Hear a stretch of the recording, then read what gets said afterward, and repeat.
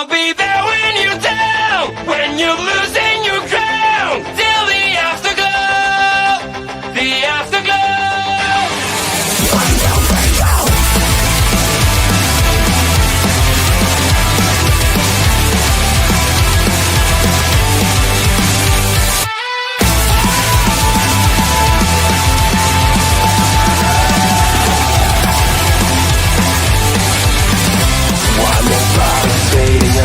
You look so great when you gotta shine. One more part of you is gone now, as you keep smiling at the crowd. Pressure is your best enemy. Spotlights show what I wanna see. Sometimes it feels like you're under attack. You just can't break free. I'll be there when you're down, when you're losing your ground, till the afterglow, the afterglow. I'll be there when you fall, when you're losing it all.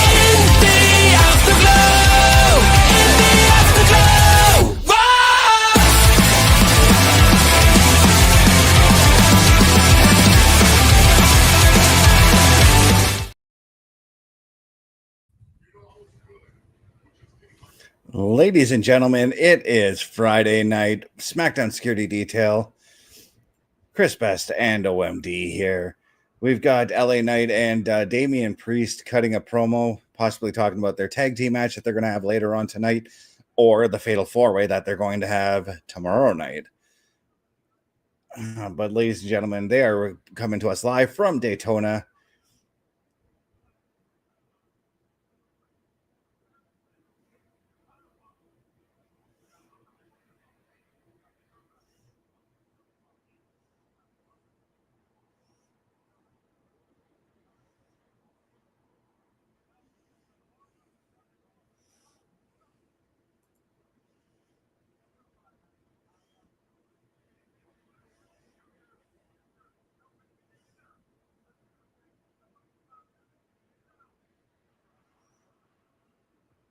LA Knight making his way towards the ring right now. So what did they say during that promo? No, MD, how are you doing? I'm doing all right. I am doing all right. My health is seemingly starting to pick up here this evening. But I think I heard you say we're in Daytona. No, we are in Dayton, Ohio, although you and I are in our hometown of Sault Ste. Marie, Ontario. I said Dayton, Ohio, and I said it really fast. I heard Daytona.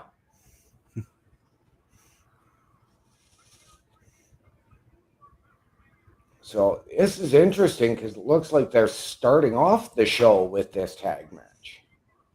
Well, I kind of figured they were going to bookend this match because we've got John Cena, who's also going to be in the building tonight. Right. And we know that as we stated with the overlay here, it's going to be Randy Orton and John Cena one more time. Yep.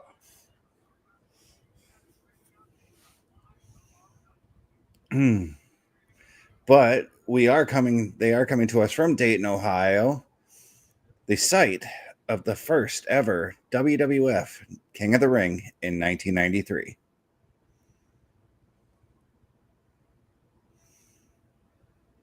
Now, can you tell me, OMD, what was the WWF Championship match that night? No clue. Yokozuna took the title from Hulk Hogan that night. Okay. Can you tell me who won the King of the Ring that night? That night, I believe that was one Bret Hart. Yes. Also on the non-tournament card, Shawn Michaels and Crush had a match for the Intercontinental title.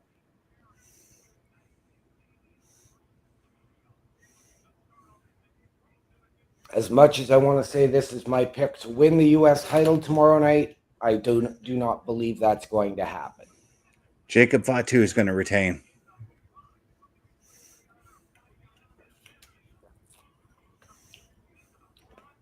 That's where I'm at.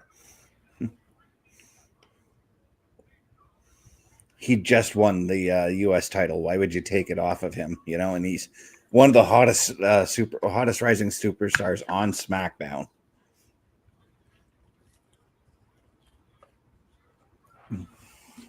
Well, because let's not forget that in a little under a month, there's that event called Money in the Bank. Yep. As now we're getting the people walking in the building as Damian and LA are in the ring. Yeah, I don't blame you, Jade, for doing that. Jade and Nia Jax walking in the building. They have a number one contenders match for Tiffany Stratton's women's title. I don't think this match happens at the pay-per-view for whoever wins. No. I think it's going to join, from what I heard today, it is going to join Jey Uso and Logan Paul at Saturday night's main event.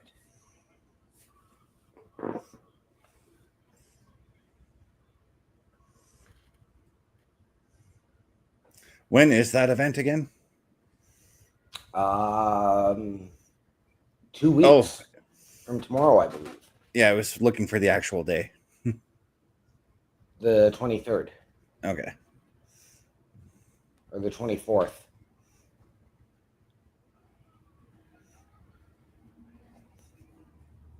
Right, because they're sharing the same arena as Battleground that same weekend.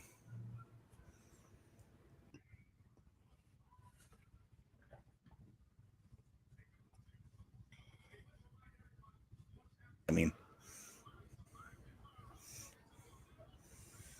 and the winner of that Royal Rumble was one HBK himself.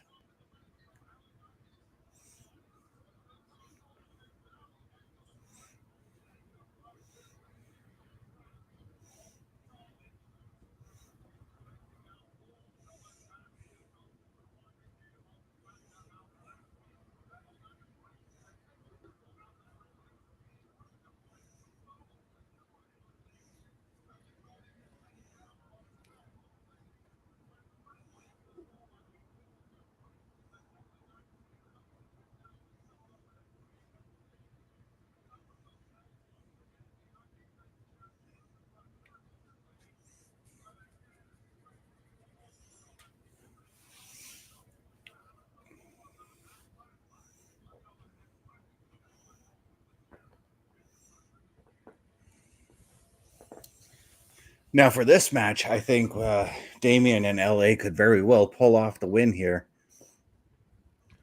And I'm basing that on the little bits of rifts that we're seeing in between Solo and Jacob right now. See, I mean, we are getting those same rifts between LA and Drew, but I see where you're coming from.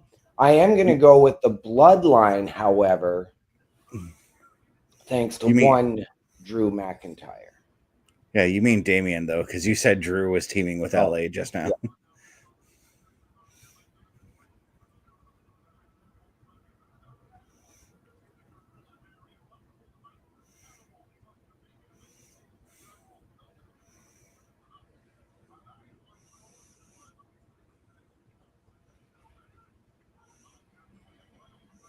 Well, we got Joe Tessitore on commentary alongside Wade Barrett. Byron Saxton's your backstage interviewer, and Mark Nash is your ring announcer. I like that they let you know who your announcers and all that are. One thing I kind of wish that they would add, because like we talk about how WWE's been doing this whole sports presentation thing. What if they also, like, on top of announcing who your commentators and your interviewers and all that are, what if they also afterwards been like, here are your referees for tonight? Right? Referees, timekeepers, bell ringers. Or you do it for just the same way that they do it in the UFC for every fight. They're always like, this next you could be like, this next contest scheduled for one fall. First of all, your referee. Yep. And I know that it's not something we see often, but you do see it on occasion in wrestling. Mm. I mean, we do it at And CWE for our one referee. We do give a shout out to Deuce. And it's usually for a main event for a title fight. Mm-hmm.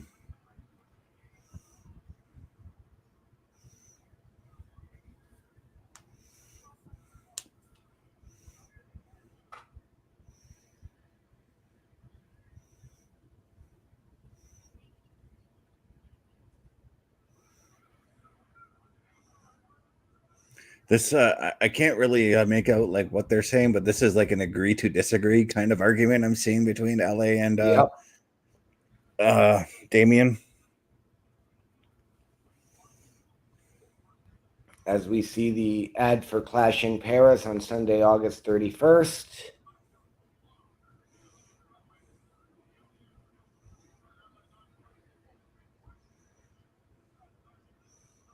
With Raw the following night, also in Paris as well. I believe they're sharing the same arena. Yeah.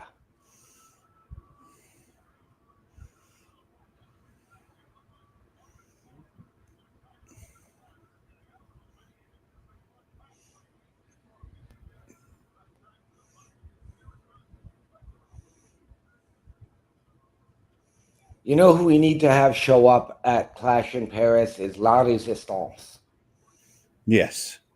Yes.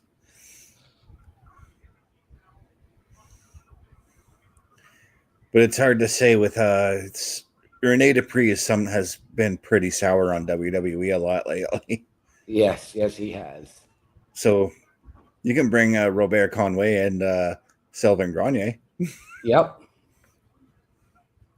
I don't even know what's happened to Rob Conway because he's just he was active for a little while and then he just sort of disappeared.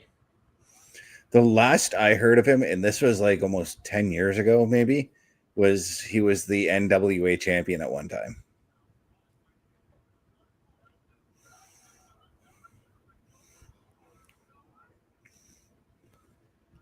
I believe I heard that as well.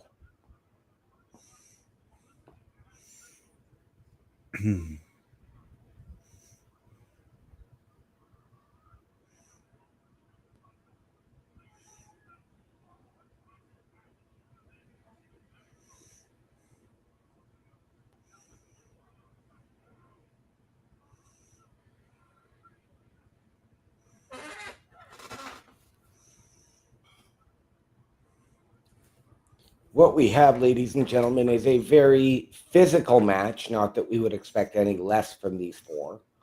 Yeah, from at least three of these four, because LA Knight he can get physical, but he's more of the technical side of things, whereas you've got Damian, Jacob, and Solo who like to throw the fists.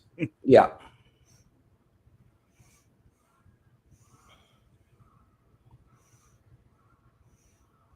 But right now, just a complete dominant performance right now from Solo and Jacob going on in this match right now. I forgot. I just ate and I need to take my medication. So it's medication that I'm taking for the fillings that I had. Yep.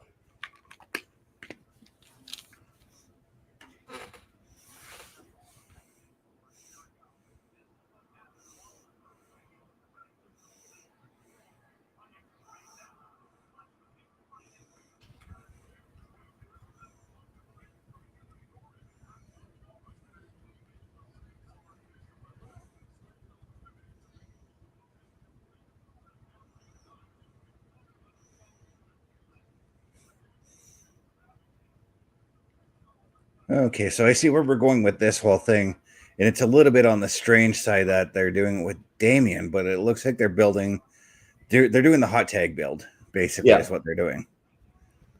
And the reason I say it's a little bit weird with Damian, because Damian is I like that match.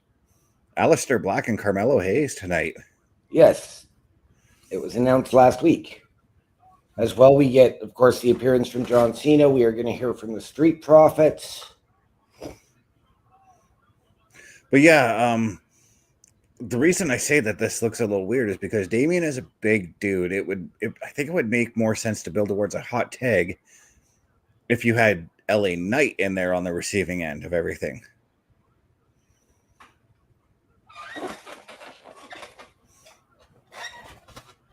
It would, especially because Damian is the smaller guy, so he would wear down faster.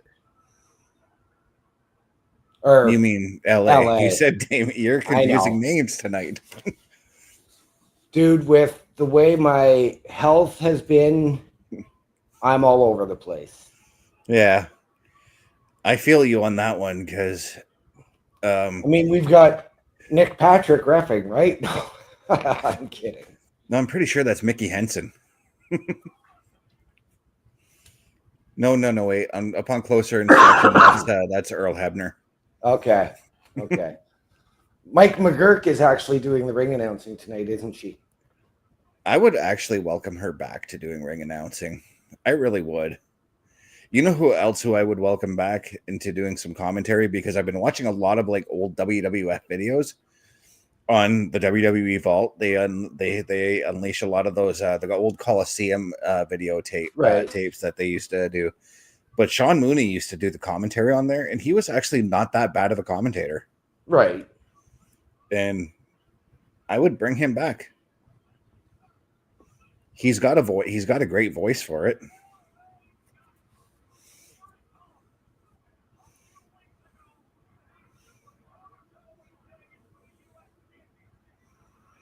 Another guy I'd bring back to it for the backstage interviews, Todd Pettengill. I was going to say Mike Adamle.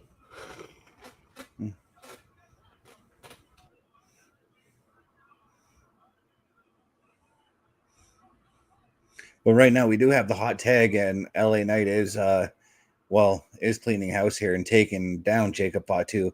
But again, we still have that X Factor and Drew McIntyre hanging around somewhere.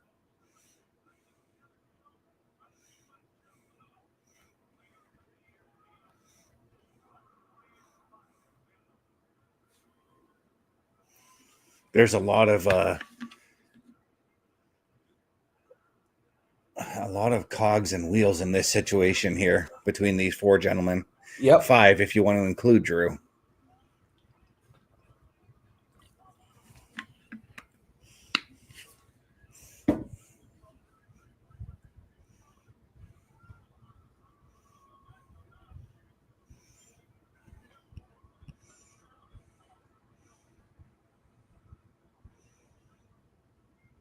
You know what would be amazing is if Damian was able to get Jacob. Oh, I see what they're doing here. LA was looking for his elbow earlier. Damian was looking for the South of Heaven. Yep. And they both interrupted the finish, and there. Oh shit! Here comes the spike.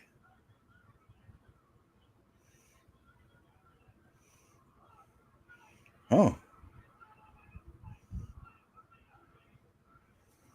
Called it. But no Drew interference in it. No. But we still could get Drew coming out during this whole thing. But LA Knight and Damian Priest have taken the win in our opening match of the evening, guys. And of course, what a match it was. Yeah, that was actually very entertaining. But now we've got Damian and LA and now Jacob Fatu all trading blows in the ring here. And this is where I think Drew's going to make the come out, because he's going to want a taste of Yep. the 3 men he's going to be wrestling tomorrow. But if Drew's smart, he stays in the back and lets these 3 go. I was literally just going to say that. If I'm Drew, I'm hanging out in the back and letting Jacob Fatu just decimate the 2 men, Damian and LA right now. That way, he just comes in like a vulture and just pecks off the remaining, you know?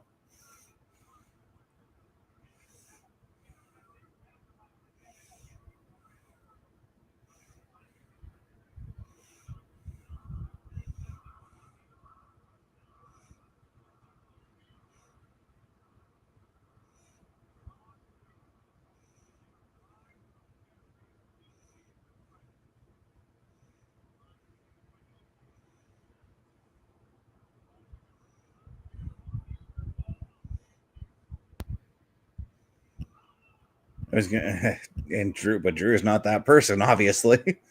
No, he is not. He did wait, though. He did wait until Jacob's guard was down. He did. But Drew should have been thankful for Solo getting him into this match.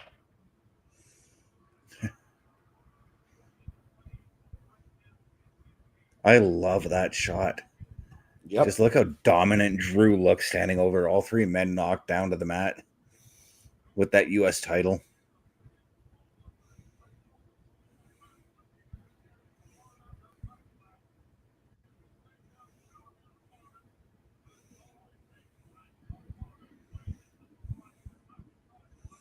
It's unfortunate that I may miss some of the show tomorrow. May. And I'm only saying May because I don't know what time I'm going to be home from work, but I am going to have this device with me, and I don't know what the charge is going to be for my device at that time.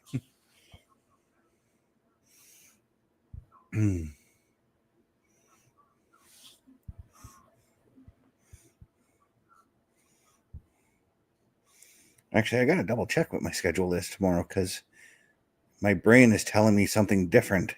You know what I mean? Okay. All too well.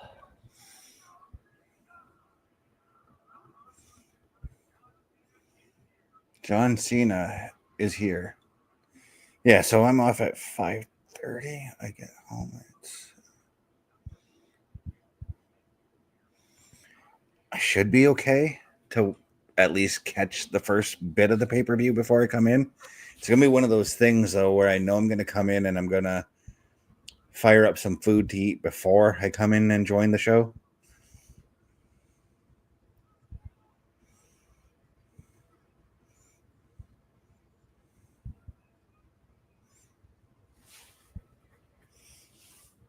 Right, NXT is also... What are we...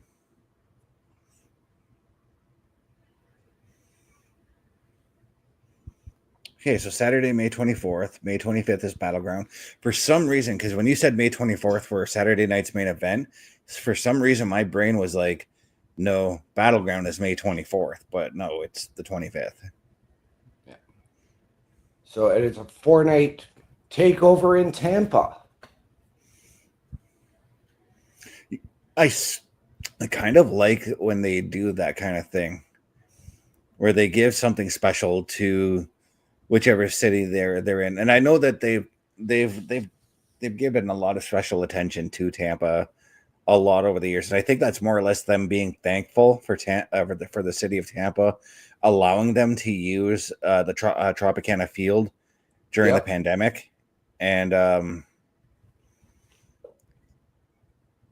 that was at the other. Didn't they use Tampa the same Tampa Bay's the Tampa Bay Lightning Arena for a brief time too? The Amalie Arena, yes. Mm-hmm. I believe at the time it was the St. Pete Times Forum. Yeah, because they had to move everything, if I'm not mistaken, so that the Tampa Bay Rays can still play. Yeah.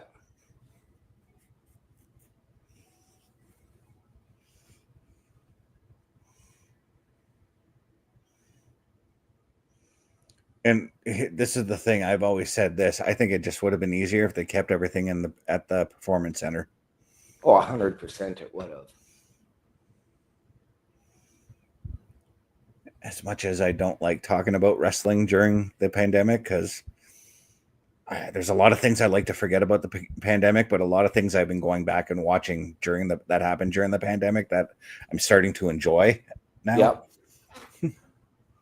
I'm going to tell you because I enjoyed it because you weren't just catering to the crowd.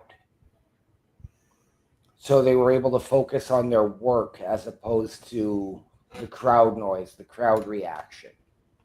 But the proof was there that Vince was way out of touch with what everybody wanted. Mm-hmm.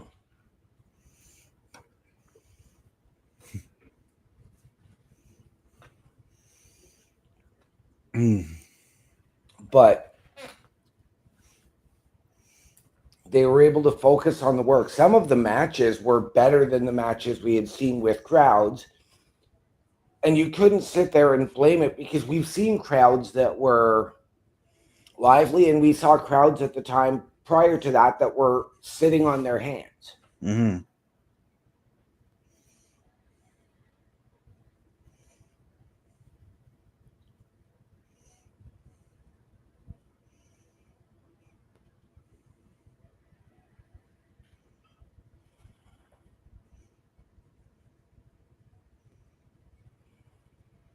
I was going to say, I mean, I think I've been in one of those crowds before, but SummerSlam was that was a different story. That was a different crowd that night.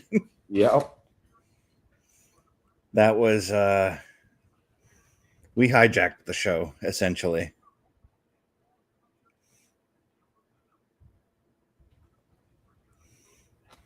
Yep.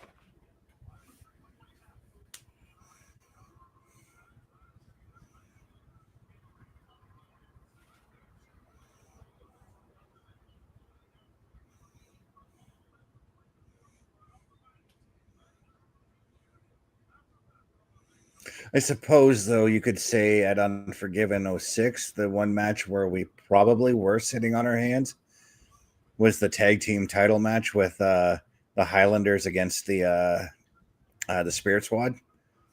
Yeah. Even though I thought that was a great match. I mean, Rory and Robbie are friggin'. I miss them. I wish that they would have done some better stuff with them. Right. And all five members of the Spirit Squad. I mean, how can you? All five of those guys are talented. Oh, they are.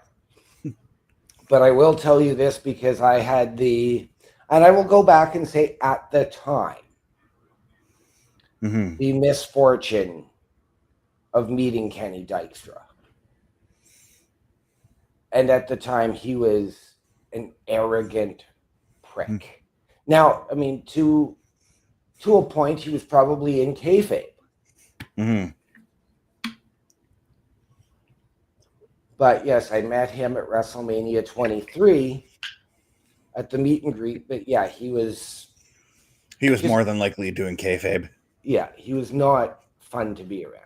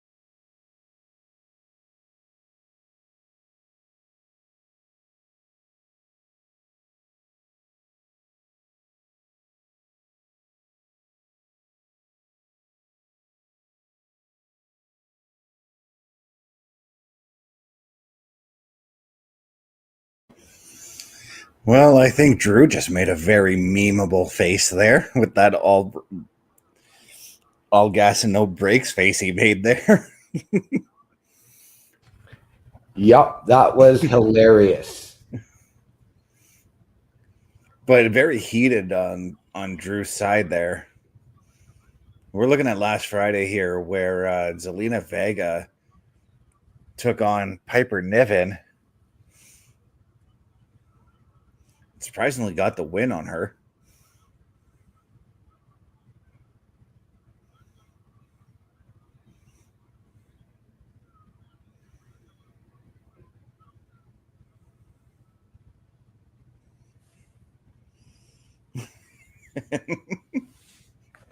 What are you doing, Chelsea?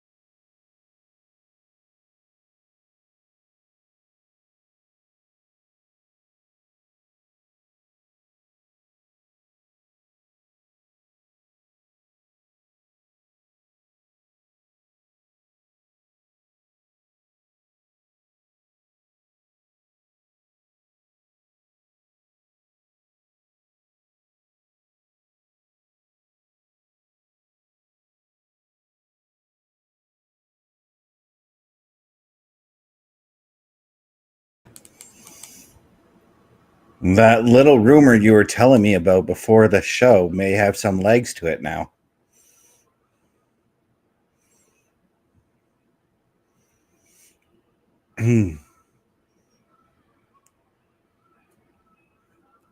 Now, OMD, if you would like to enlighten the audience on that rumor, hit that M button, my friend. That would be Ohio's own Alexa Bliss. Now, for those who aren't watching, Zelina Vega just challenged Chelsea Green and Piper Niven to a tag team match where she will have a mystery partner with her.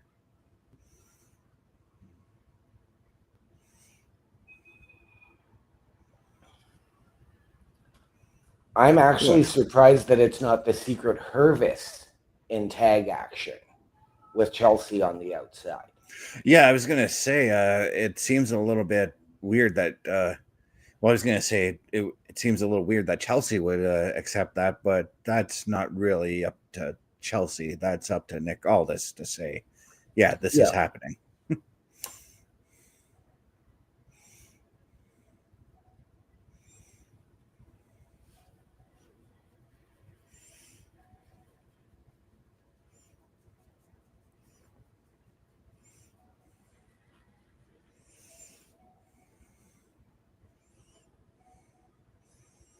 So in preparation for my shift tomorrow, I've already laid out my work clothes for tomorrow. Nice. Only thing I've got to do is, I pulled out some stuff that I'm gonna cook my for my lunch tomorrow. Right. Just got to do that tonight. I pulled out some sausages. I don't know what I'm gonna cook. Yeah, with them. I had a tough debate because with the way my health has been, Mm-hmm. I've been wanting to eat light and not get bogged down. But I also knew I was hungry, so I've already eaten. I made up 4 boxes of mac and cheese tonight. I got 2 boxes of that in my pantry right now. So I cooked 4 of those. I've had a bowl, and then that way, if I'm hungry after the show, I can have another one and then have some for lunch tomorrow. Mm-hmm. Oh, but I do have to actually throw some of my Rubbermaid containers in the sink to wash for tomorrow morning, so that I can pack my lunch.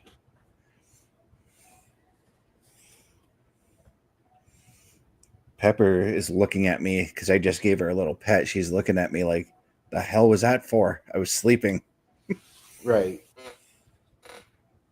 While we are in commercial break, for those who are interested, I am watching the Leafs and Panthers game. It is tied at 3 with 11:37 to go in the second period.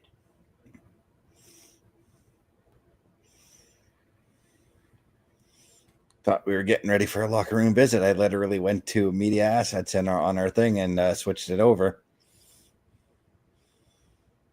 And I'd like to give a shout out to our main man, our warden, as it were, Carl Carafel, who gave us a like over on the Facebook side of things.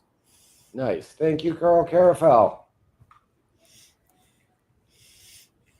Oh, another thing I did to prepare for my shift tomorrow, I made homemade iced tea. Nice.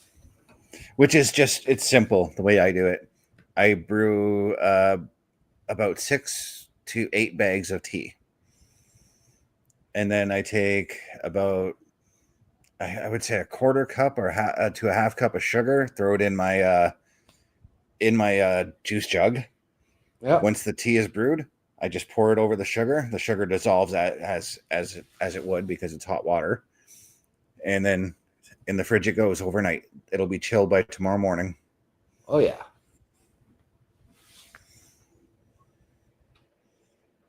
All right, Alistair Black's got something to say.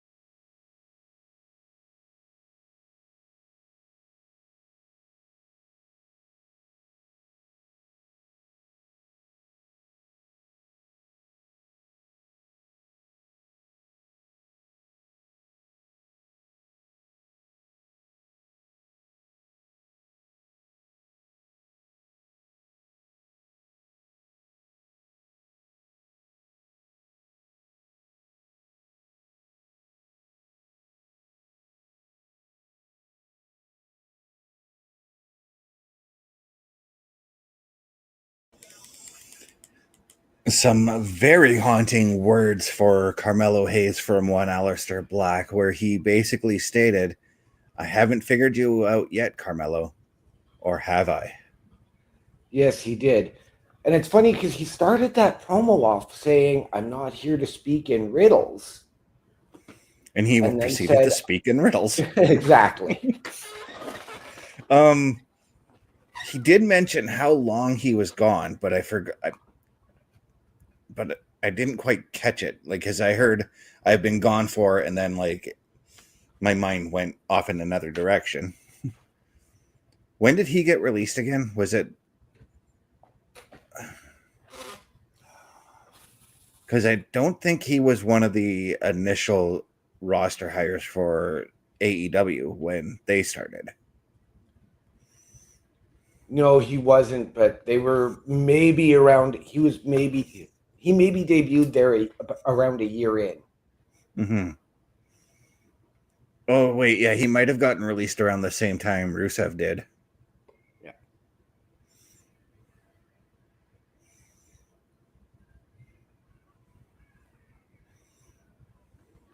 Okay, who's your partner?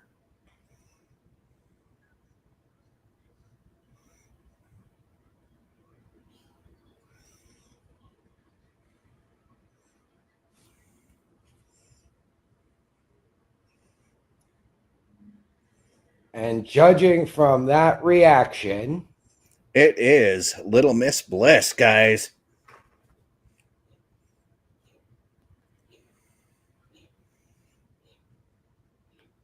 And judging from Chelsea's reaction, she is not pleased to see her. We haven't seen Alexa since the Chamber. we have not. And that kind of makes sense. I mean, you take a look at like how dangerous wrestling in the Chamber can be. It makes sense to take your wrestler out off of TV for a couple of weeks after that, you know? Yeah.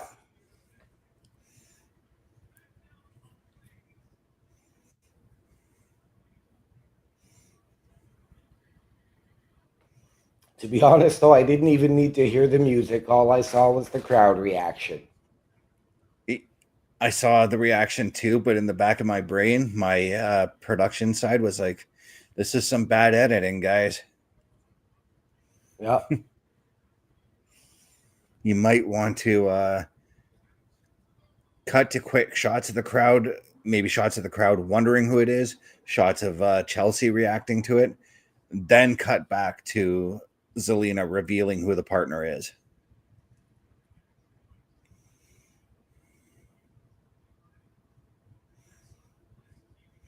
It kind of reminded me too much of when AJ Styles made his debut and they had that really long shot on Roman Reigns. Yeah. And they failed to catch the Titantron where it revealed it was AJ Styles. Yeah.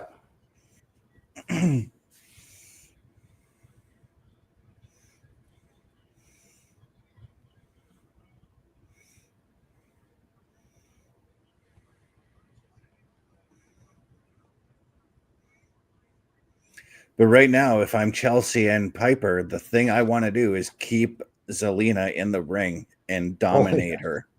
100%.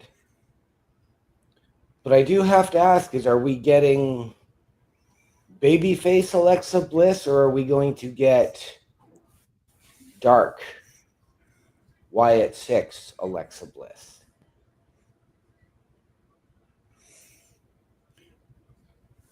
That's well, that's kind of reason why I've got this out, just in case. Just in case.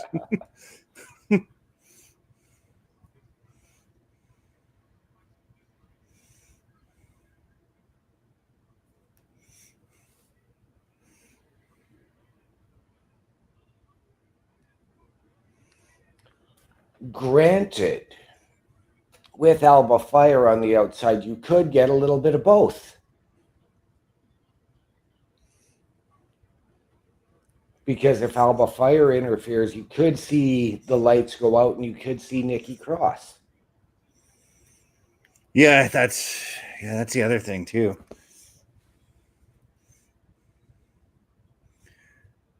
What if this also gives us a new contender for Zelina's US title? And I'm talking about Alexa turning on her Oh, and then 100%. challenging for the title. 100%. I'm going to say this. I don't see Alexa necessarily turning, but I see Alexa maybe saying, okay. Give me a shot at the title. Yeah. And here's the other thing. Chelsea is not going to back away from the US title. That much is clear from what we saw with the Nick Aldis stuff. She's more than likely going to want another shot at the title. Yeah. Now, Piper Niven and Alba Fire, I want them to move on to the women's tag team stuff. Yes. Women's tag team titles. Yes, because we do know that in about a week, Liv Morgan is slated to finish shooting her movie, or at least her role. Yeah, like I said, it only takes 2 to 3 weeks to shoot a movie or to do your scenes for a movie for the most part, depending on how big of a production that movie is, by the way.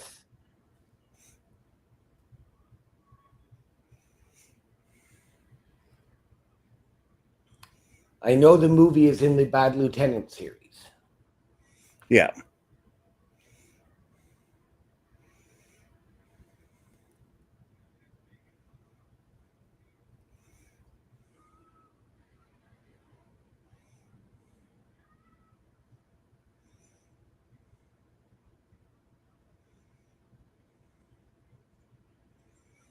But what we are seeing right now in that ring is exactly what I said they should be doing, and that's beating on Zelina, keeping her away from Alexa Bliss.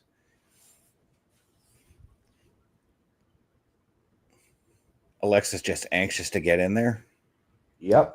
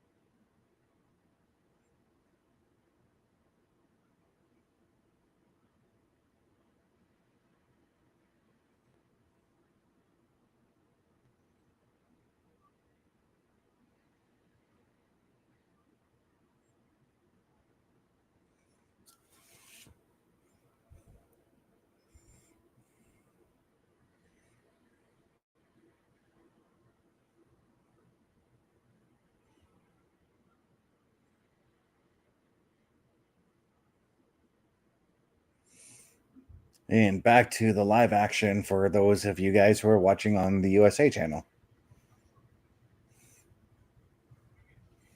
Okay, I kind of like that attack from Zelina there.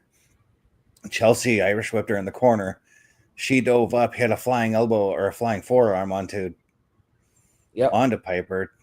Then back body dropped Chelsea out of the ring. Dodged another elbow from Piper just now. She's real. Like, I love how Zelina's trying her hardest right now to just get to Alexa and get that tag.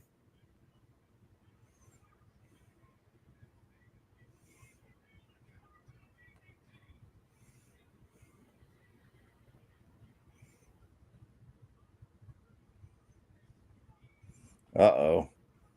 Chelsea's in trouble.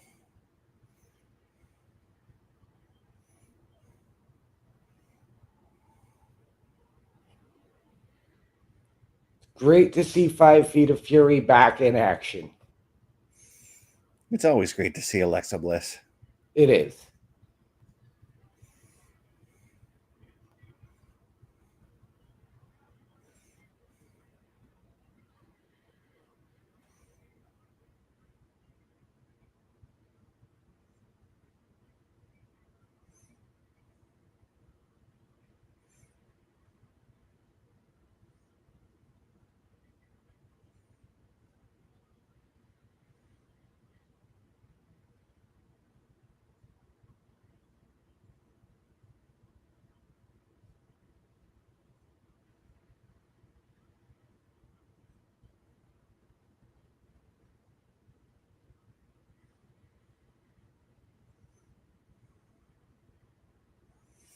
Took a little too long getting up there, Chelsea.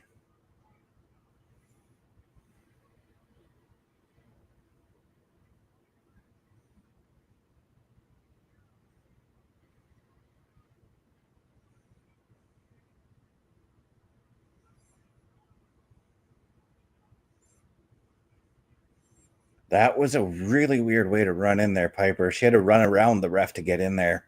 Yep.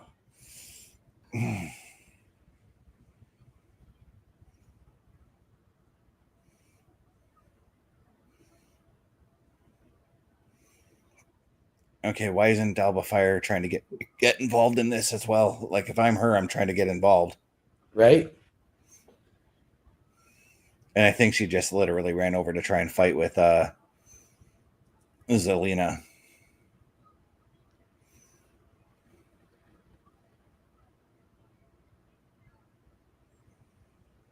And Alexa gets the pinfall. Alexa looked great tonight, by the way. You did.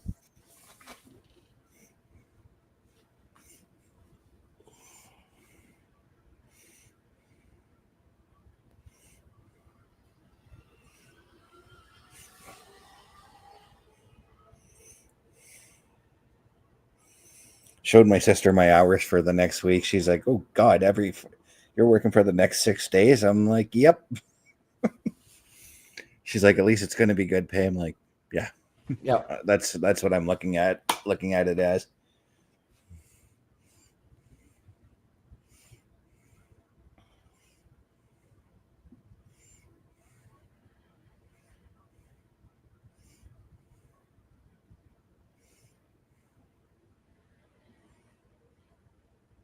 And Ray Phoenix walking in the locker room here.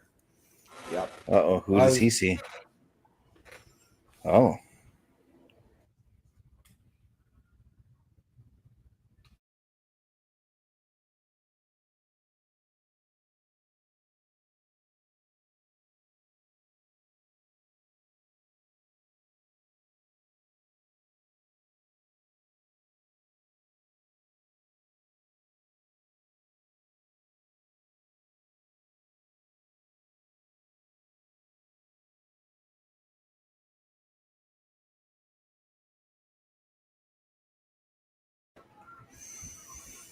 Well, Ray Phoenix has been taken out here, and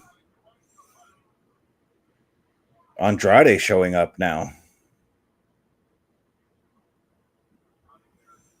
Now we got somebody coming in on a Ford.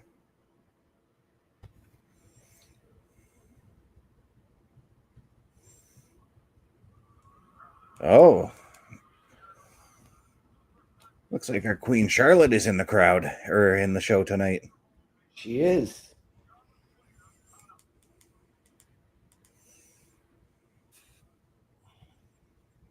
Now, we I don't haven't believe... seen Charlotte since WrestleMania. Yeah, I was just going to say, so now I'm wondering what's on her mind. I was going to say, is she going to come out and give props to Tiffany Stratton, or is she going to come out and issue another challenge? Is she going to find her way into the women's number one contenders match tonight? And if she does, I hate to say it, she's going to stick out like a sore thumb, because it wouldn't make any sense. Because, I mean, Nia Jax and Jade Cargill are the ones that have the beef with each other right now. Yep, and they're the powerhouses, whereas Charlotte is the finesse. She's going to be just like Io Sky, except Io Sky won, and I don't want Charlotte to win. Right?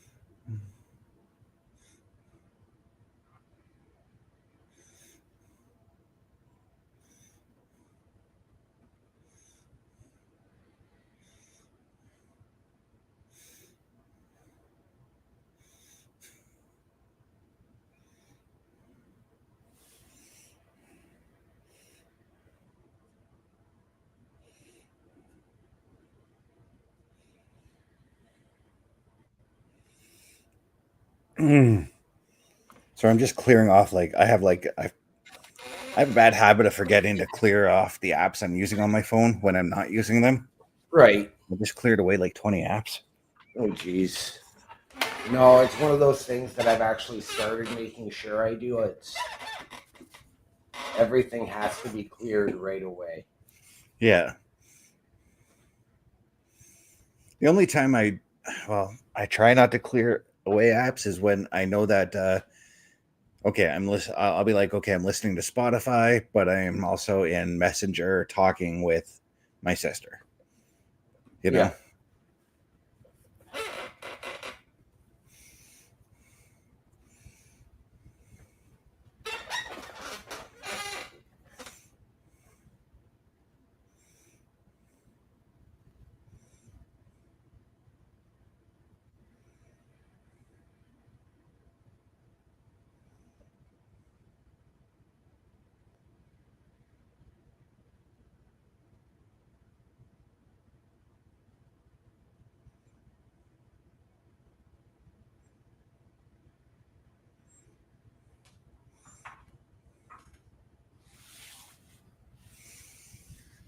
So I wonder what we're going to be getting when we come back in 15 seconds here. Does Charlotte make her way to the ring right then and there, or? No, I think that's going to potentially be for that Nia Jade match, but it's hard to say. Because we're looking at the skyline for St. Louis. So tomorrow's schedule. Countdown starts at 5 p.m. The pay-per-view is at 7. The post-show will be available on all your WWE socials. There's no time frame for the end of that show. There's never a time frame for the end of pay-per-views to begin with, so.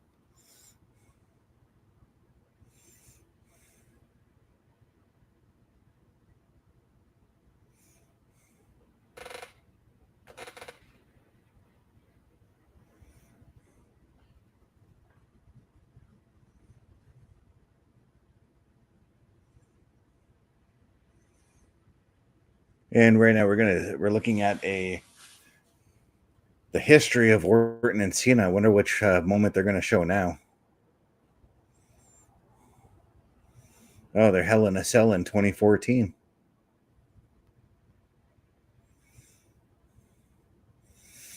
Now, do you have a Hell in a Cell, a John Cena, Randy Orton match that you enjoyed? Just about all of them. I think my personal perhaps favorite, the one their Iron Man match they had.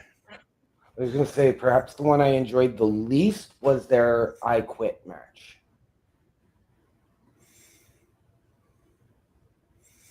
Yeah, I can see that, but I think my personal favorite, like I said, was probably the Iron Man match that they had.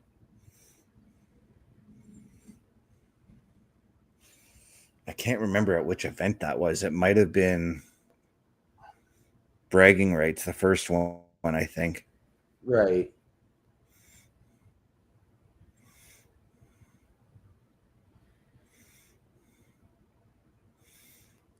Let's see. I'm going to do a little bit of a Google for this.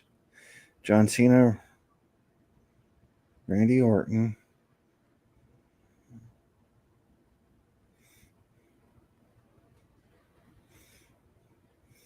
Yeah, it was at Bragging Rights in 2009.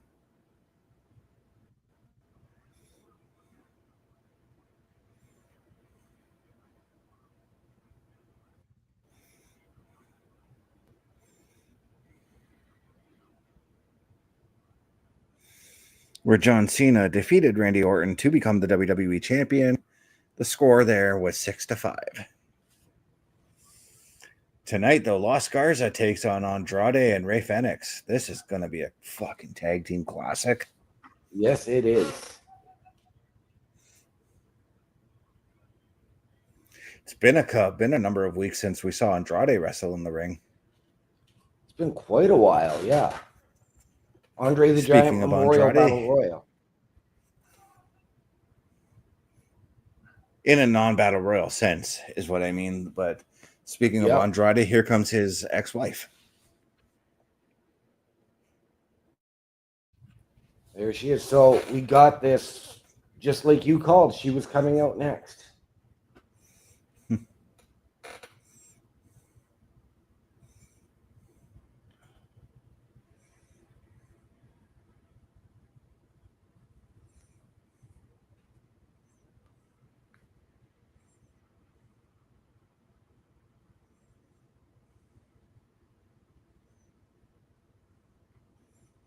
I gotta say, Charlotte, like that, it's a cool taunt and all, but it doesn't look as majestic as it does when you're wearing your robes to the ring. Right?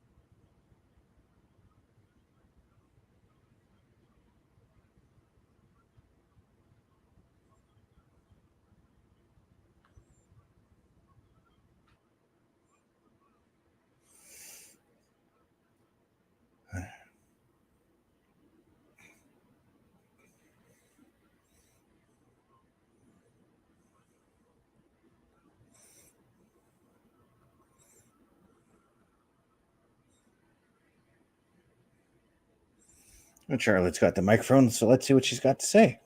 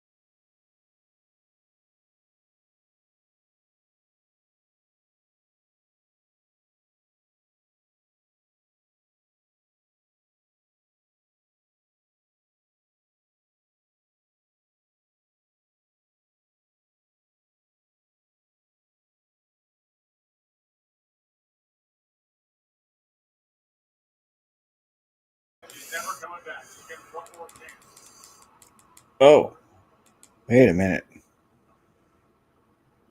I was about to say something, but oh, it's Jade.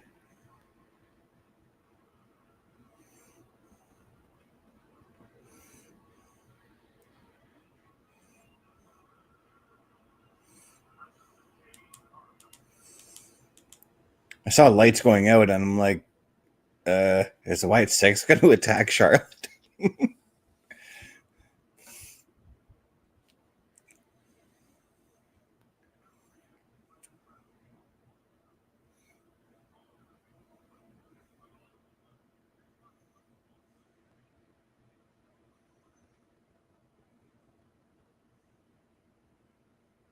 Oh, I like this tease. I like that tease.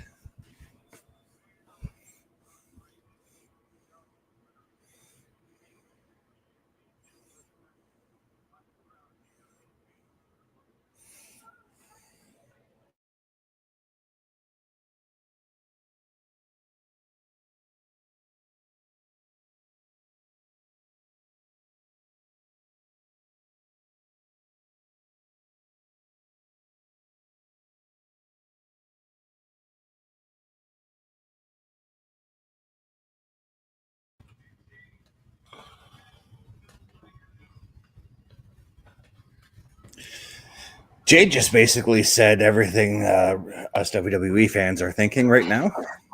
Yep. But certainly not the type of promo I expected from Charlotte. She kind of came across. Do you remember after, I think it was after WrestleMania 26, that Batista promo? Kind of came across like that. Yeah.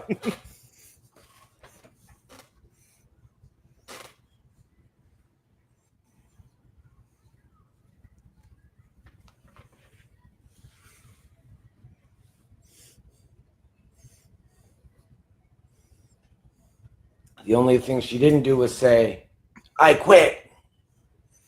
I was looking for her to say that. I really was.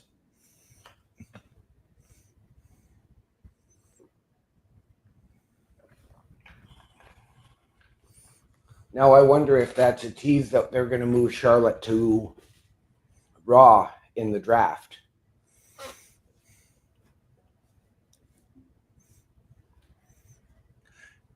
I kind of see well, because I'm thinking about that tease between Jade and Charlotte there. I'm leaning towards that happening at SummerSlam now. Yeah. So now can we see Charlotte costing Jade this #1 contenders match?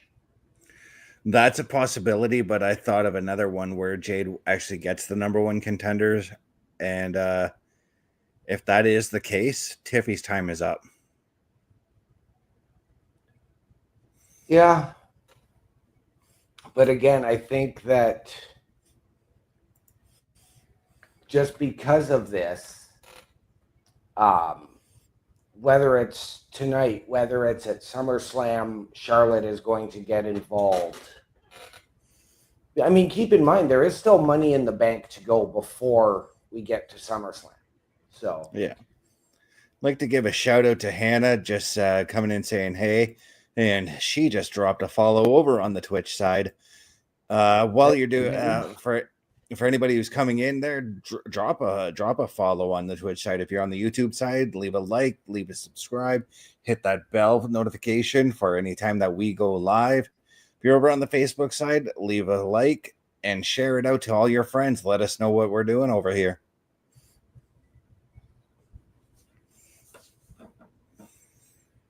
Every time I see that shot of Apollo Crews, I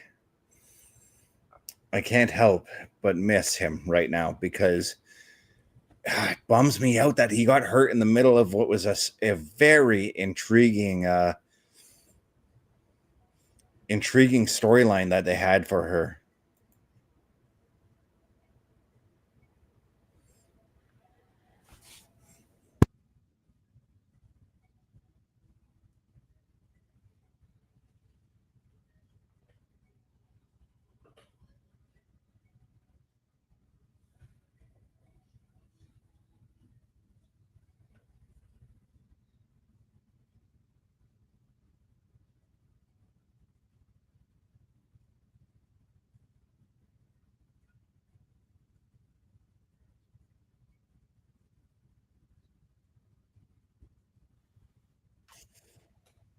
Yeah, oh, sorry, as I was saying, I'm just thinking about just the great stuff that we could have seen Apollo Crews going through right? with that team, because I was so intrigued, and then he gets hurt, you know. I hope when he comes back that they bring that storyline back. Yeah.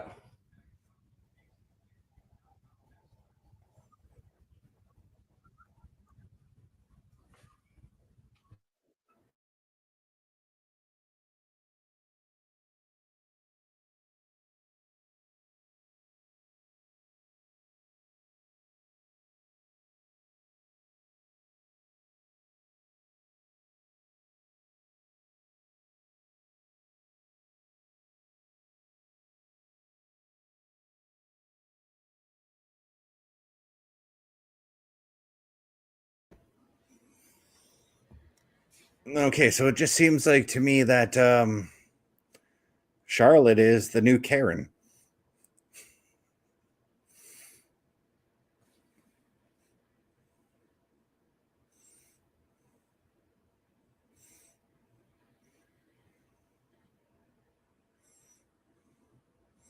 But this here is the match I've been looking forward to all week. Because I really want to see who our next contender for one Tiffany Stratton is.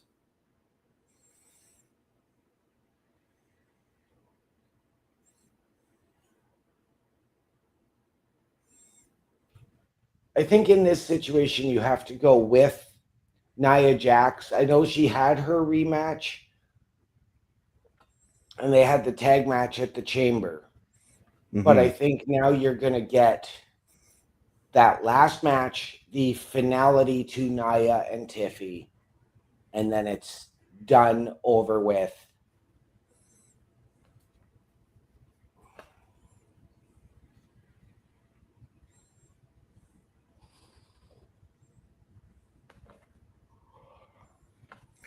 There's a part of me that's like,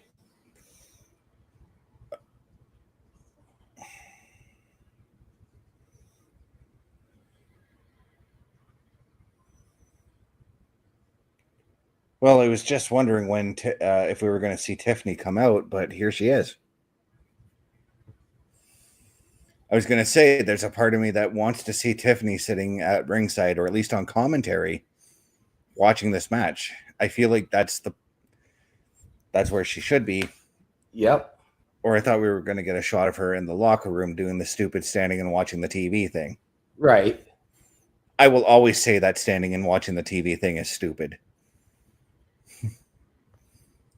Because really, it would make more sense if you're watching your TV, the TV, sitting down and looking and watching it makes more sense. Yeah.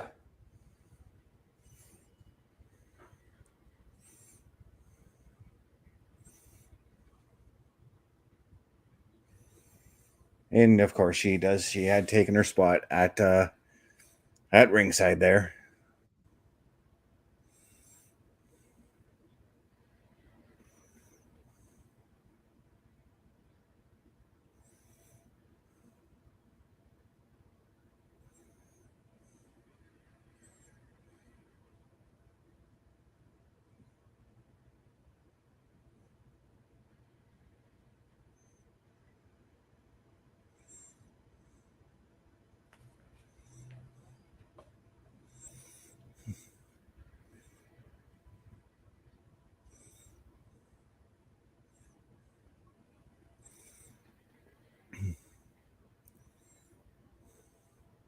Now, this match is a match I've actually been looking forward to since the 2024 Royal Rumble.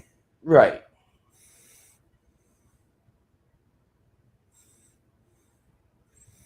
Especially with the amount of times that these two teased fighting each other. And if I'm not mistaken, it was Jade who eliminated Nia in that match. Yes, it was.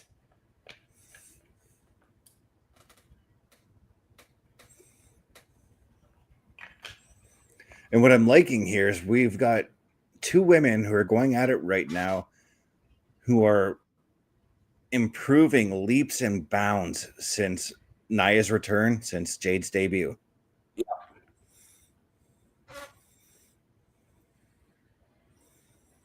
Because I do still see in both women where there is room to be worked on as far as their in-ring goes. Nia still has things that she could work on, as does Jade, but they are greatly improving. Yes.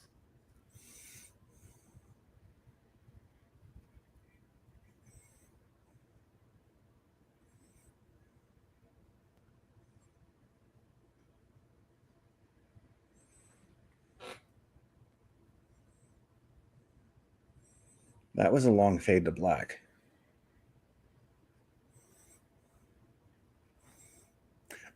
The thing with this match, though, is I had this later on in the show. I didn't expect I didn't expect this one to come on so early. I had this as the main event match of the night. Mm-hmm.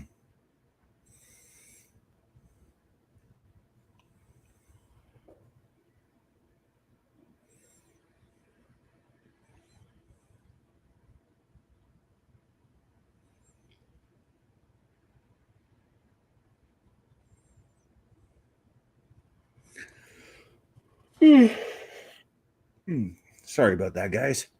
No worries.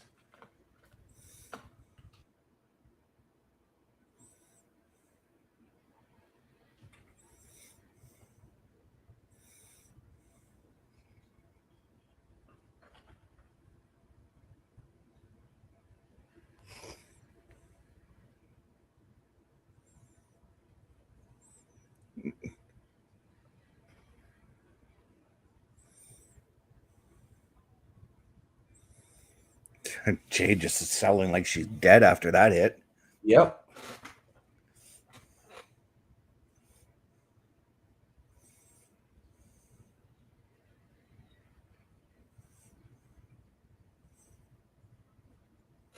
So I got to guess that that man at ringside that she just kissed is got to be her husband. I missed the kiss. But is the kiss on your list? It is. Had to throw in a little bit of Hall & Oates there. That's one 80s duo I wish would get back together. I really do.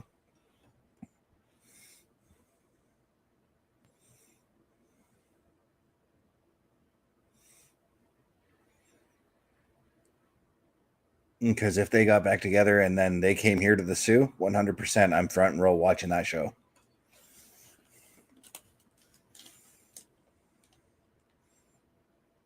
I'm still thinking about going to the Foreigner concert when they come here. Thinking about it. Yeah.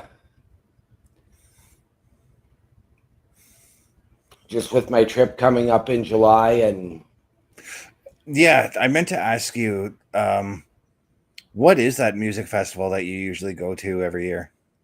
now we're doing Upheaval in Grand Rapids. That's the one. Okay, it was Upheaval. My sister was telling me about one of her friends is planning to go to a metal festival in Michigan. She couldn't remember which one. So I started listing off all the ones that I remembered, but I forgot Upheaval. Right. Or in the States, I should say. Yeah. Well, and this weekend, obviously I love being here, but there is that part of me that wishes I was doing the guys' trip to Columbus, because right now I would just be getting ready on the field to watch Metallica. That's the one that's in Ohio. Ohio. You could have actually been like, yeah, I'm going to go watch SmackDown. Let me see. Metallica or SmackDown? I'm going to take Metallica. You're going into timeout because you're failing to promote our stuff.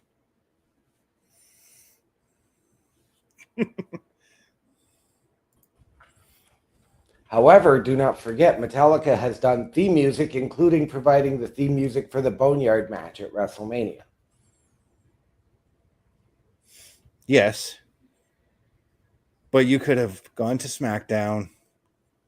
You could have reached out to some wrestlers about maybe joining us for interviews on Turnbuckle Talk. But no, you'd rather go see a band that comes to Toronto 3-4 times a year. They don't come 3-4 times a year. Oh, it definitely seems like they do. No, but on their current tour, they're doing 2 nights in each city. Mm-hmm.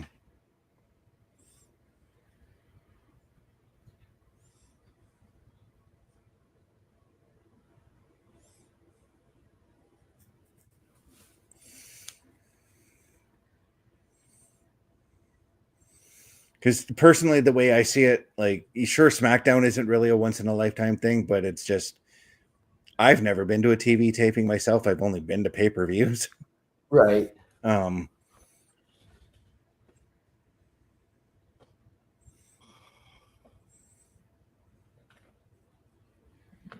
feel like with how often Metallica actually tours around, not just Toronto, but our area as a whole, I'm talking Michigan, even Pennsylvania, and Ohio. They come around this area quite a bit. They do.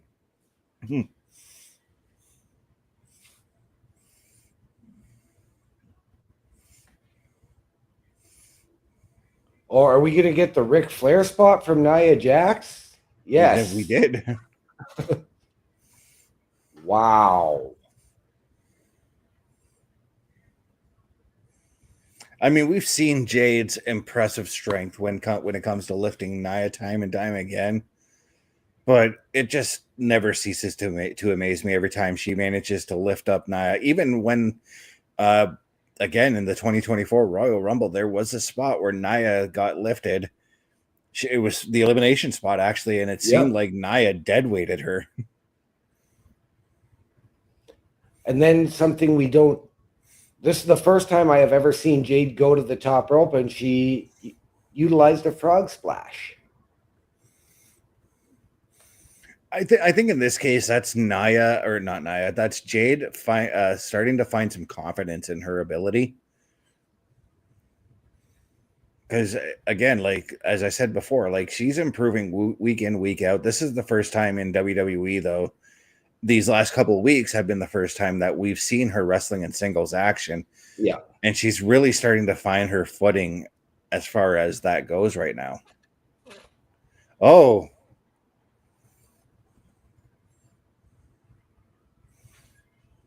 Naomi just took out Tiffy. Yes, she did.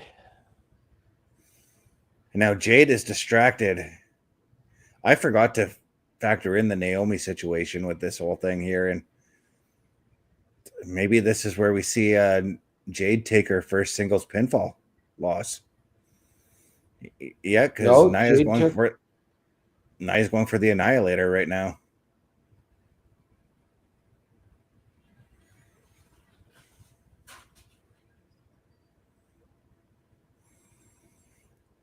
Sorry, you were saying about Jade? I was going to say, I thought we'd seen her take a singles pinfall loss in her first match back after the Elimination Chamber when Naomi once again interfered.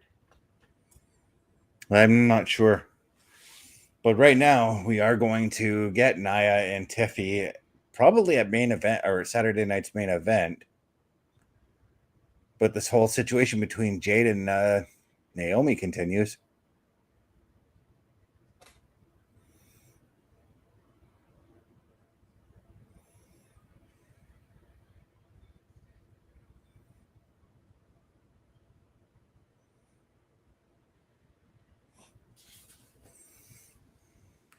There he is. Yay. Parrish has arrived, ladies and gentlemen. Welcome, Parrish. How are we doing tonight? No, I'm here. How are you? I'm alive. Yay. You're alive. I'm Parrish. Best, how are you? He's best. I'm doing good. I'm the best. Well, that's an ego. Debatable. Yeah. But are you the tag team champions or Michin and BFAB? I sort of wish I did have those tag team belts. So yeah.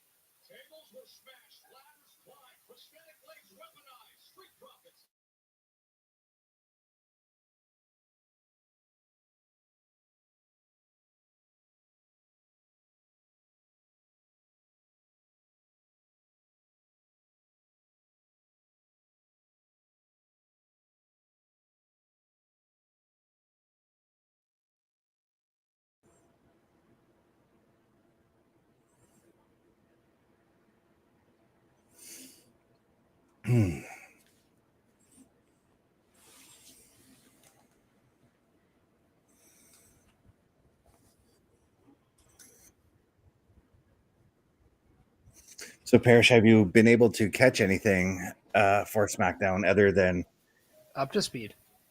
up to speed? All right. For that. Hour and a half up to speed. That's what champs do. Mm. Ooh, I like this shirt. Makes me look good. Well, again, that's debatable. Can you do that, OMD? Yeah, huh? I can flex, but But if he flexes, it's going to look like Bugs Bunny when he flexes and his arms droop.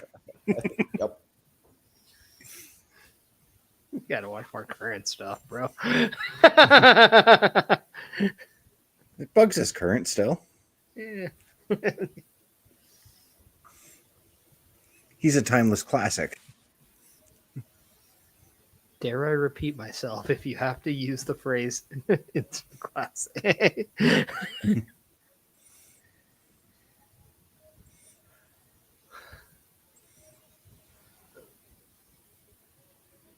Bugs Bunny has never been in a movie with Tony Storm, so it can't be timeless.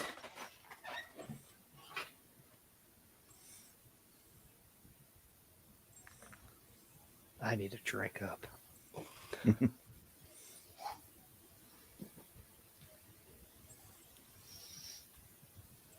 So does this mean then we're going to see potentially Aleister Black and Mello in that main event match before we go to Cena and Orton?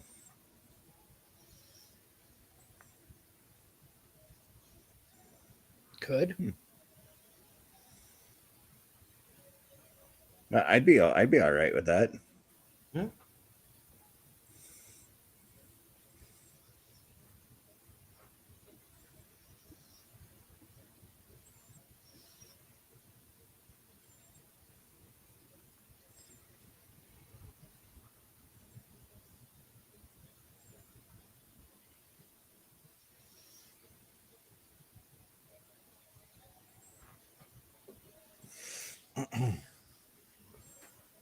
So, were you guys pro or anti Alexa Bliss coming back and not making a statement on the U.S. title? I was pro. I was a little bit surprised. I was sort of waiting for it as they were leaving the ring, but then they cut to the backstage.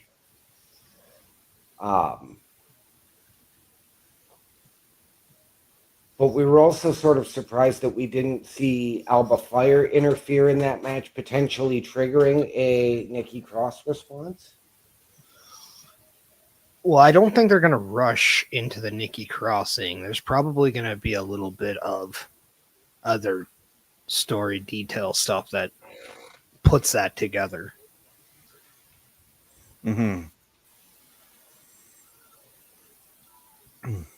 Because the one thing we haven't seen yet are the two together in any way. So I think you're kind of waiting for that. Yeah. No, I was pleasantly surprised, but I did lay down a theory that I thought she was going to turn on Zelina and say, "Hey, I want get the shot." But after what we saw with her in the locker room and Charlotte, there's a possibility that there's a feud between those two starting up. Potentially, yeah. I still think I'd like to see Jade and Charlotte. I think there's a lot there. I still think that should be the big SummerSlam match for both, unless you're going to go. That's what I said for. Yeah. Unless you want to go Bianca and Jade. Because it would have. Well, that's what I said too, because Charlotte made her way to. Yeah. That's what I said too, because again, Charlotte made her way to as Jade made her way to the ring. Charlotte was on her way out from that promo, and there was that slight tease they had to stare down there.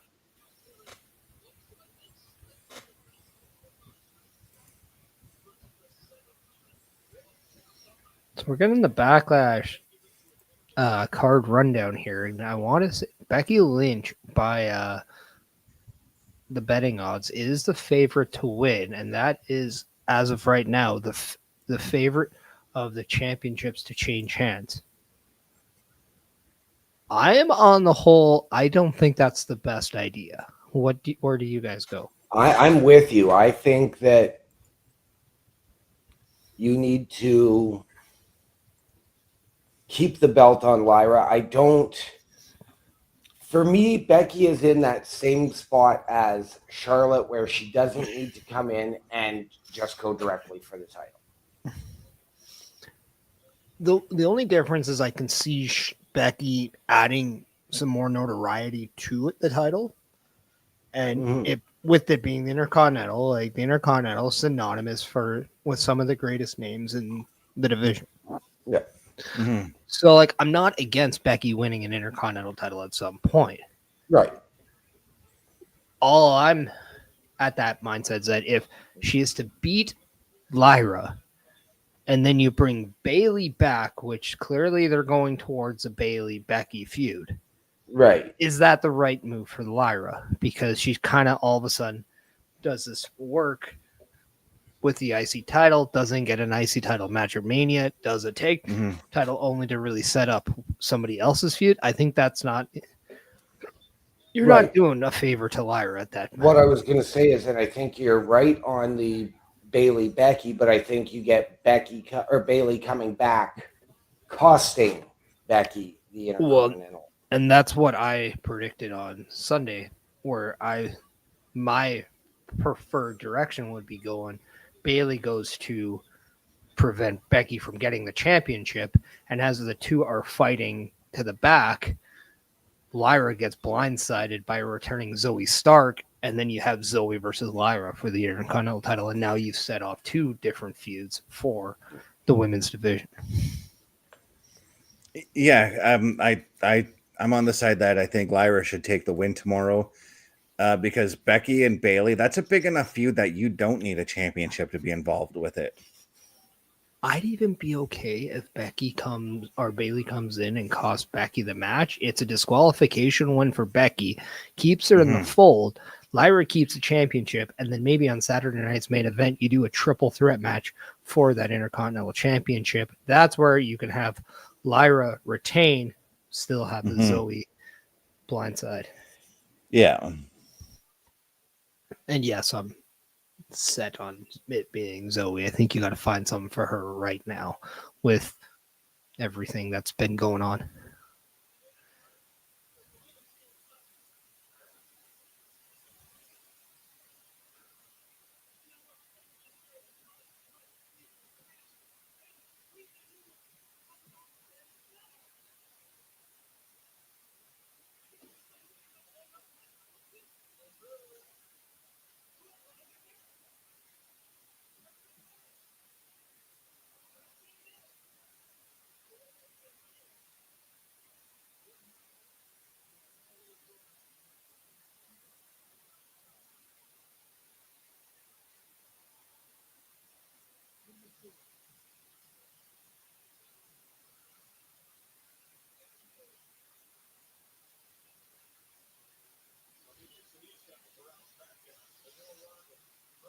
I mean,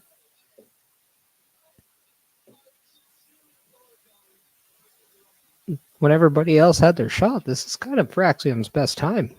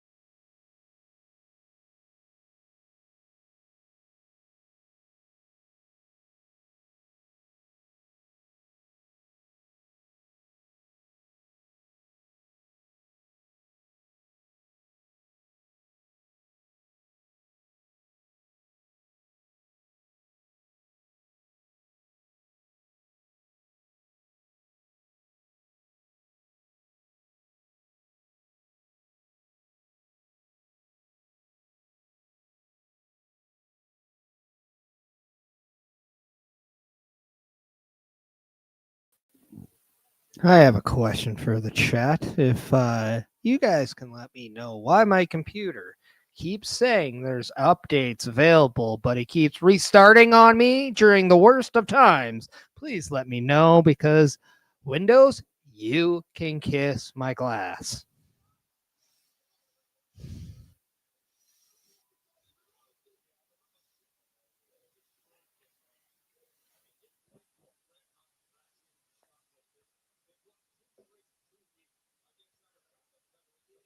Also, you guys deserve a title match in 3 weeks.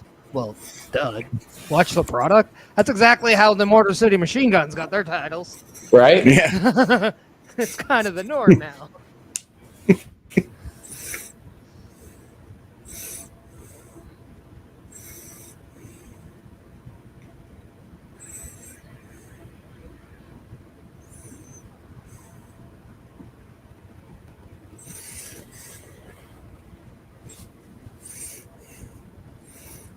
I'm taking it by OMD's stoic favor right now that the Leafs are not winning. They are not. It is 4-3 with 11 minutes to go in the third. Aren't they up 3-1? Yep. Okay. We have a tag match on now.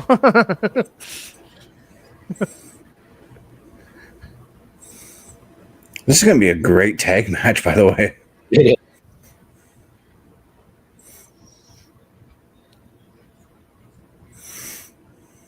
One thing I'm curious is, as Fraxium go, do we see Axiom get unmasked but still keep the name Axiom over A-Kid? No. Not for a while. If that's the case, I would keep Axiom because it sounds like more of a threatening name than a kid. Yeah, and that's what I was saying. Like, do you just unmask them and keep the name?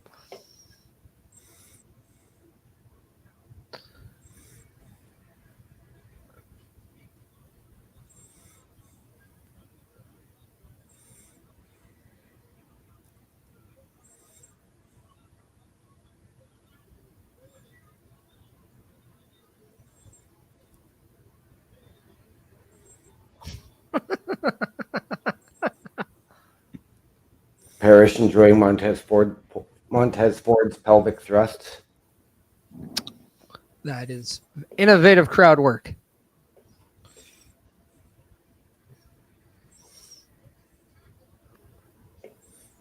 Kind of gave me like Kevin Owens vibe on the way that he Yeah.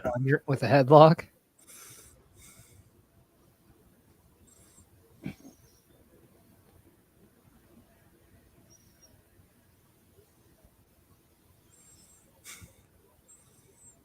The way he's selling the head scissors right now.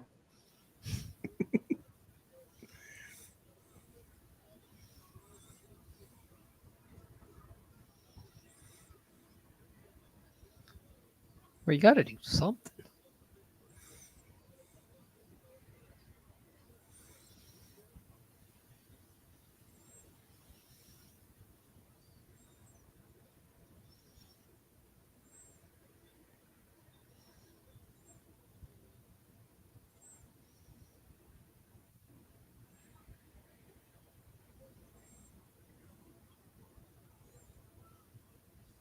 At some point, do you think the schoolboy pin gets renamed? What would you rename it to? An inside cradle?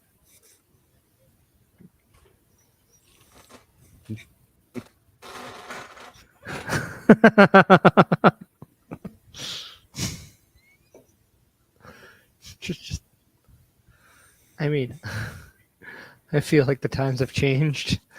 Yeah. That might not be the most appropriate name for a move anymore. Right? Yeah, given what's going on with a certain wrestler right now. That we don't have to go to detail. Yeah. I believe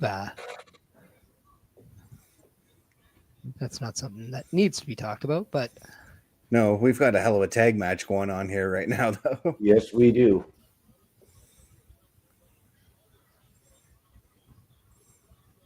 There are times when I forget just how athletically gifted Angelo Dawkins actually is, too. Right?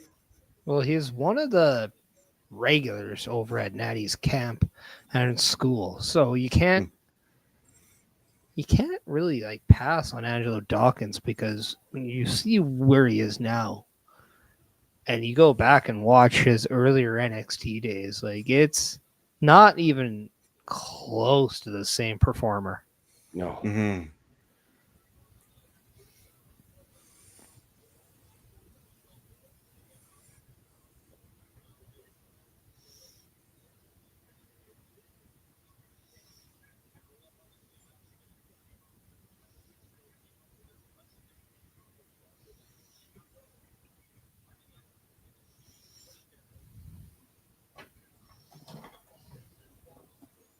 Now, as we've heard, potentially come the end of this month or early next month, SmackDown will be returning to its 2-hour time slot.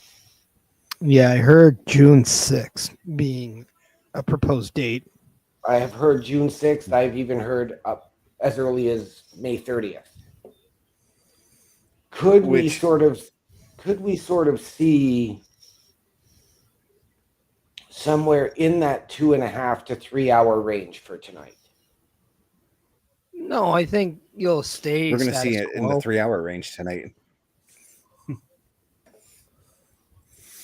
I don't think you make any changes until you actually announce that SmackDown's going. Because, well, just it takes away the luster of the actual change. Yes. My question is, should it go to 2 hours or should they just do what Raw's doing and keep it around the 2.5 hour mark? I'd be perfect with the 2.5 hour mark. But that also depends on what the USA Network says. Yeah. And what they want. Well, the hell is on the USA Network that is better than SmackDown? On Friday night, nonetheless. That's what I'm trying to get at. If they want that extra hour, WWE gives them that extra hour. But here's the thing, too. If they move to a 2-hour schedule, for me on a personal level, that makes it easier for me because I got to be up early in the morning on Saturdays as it is now. So right. Well, personally, it pisses me off because I might miss more. So we're at a standstill. Yes, we are. But here's the thing: you have Netflix. Just switch the remaining time on Netflix to Netflix then. Huh.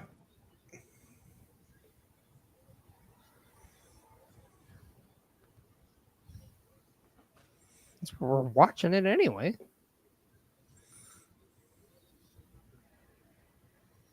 It's only for the Americans.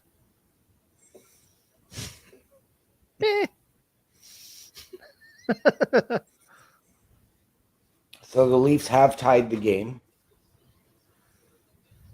Okay, I'm watching Axiom. And yeah, I'm watching Axiom and Nathan Frazier put on a stellar performance here. Mm-hmm.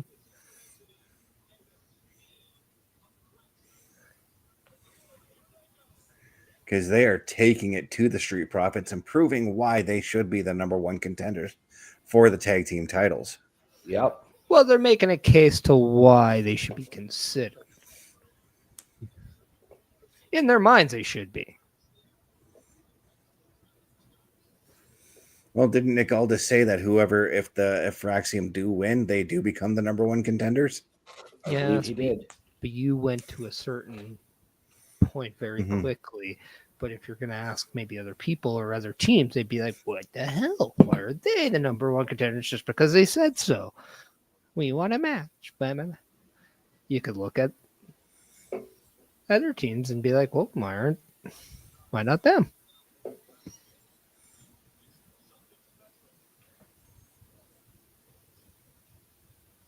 Right? Because I think Pretty Deadly should have been considered to be added to that TLC match last week. I got Pretty Deadly. Got Los Garza. Why aren't they added into the mix here?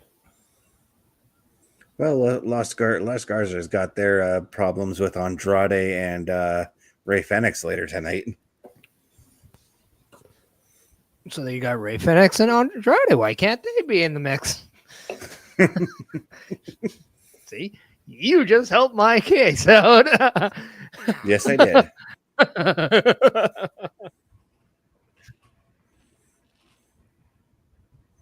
But that makes me more question whether or not we're going to see Andrade, Phoenix, and potentially Penta form an alliance at some point down the road.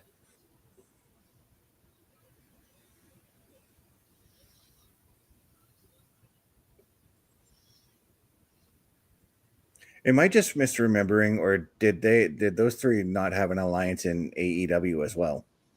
No, it was Pac instead of Andrade. Yeah, That was the Death that's what I was Triangle. thinking.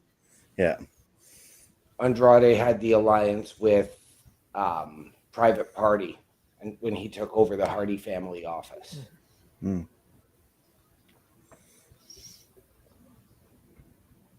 So that made sense.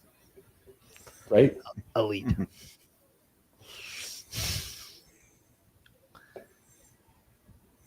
Speaking of AEW, I did watch the Maven video where he went backstage to an AEW show.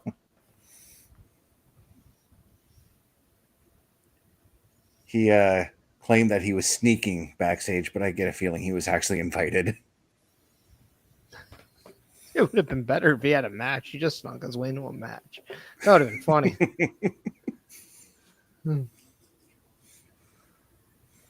The man formerly known as Maven. Here's the I'll put this out. Why hasn't somebody like Maven been considered to be added to like the panels for PLEs or stuff like that? I think he'd be fantastic in this role. I do too. I agree. I mean, he does have the gift of gab. He's a natural talker on his videos. Why not put him on those panels? I mean, I'm gonna be the wise ass here and say, if you have a podcast or a vlog, you better be a talker, or else what the hell are you doing on those vlogs? Right? This is true.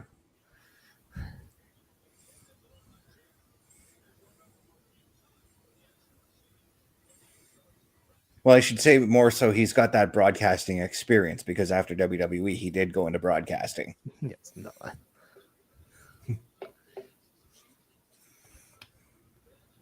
Also, speaking of the broadcasting, I got to give Joe Tessitore his credit right now, because when he came in, he got a lot of backlash, pun intended, about maybe his enthusiasm. And I thought he's been just fantastic lately. And I do think a lot of people need to kind of give him his just due.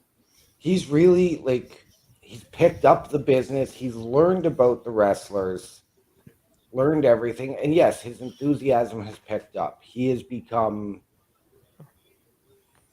phenomenal at his job.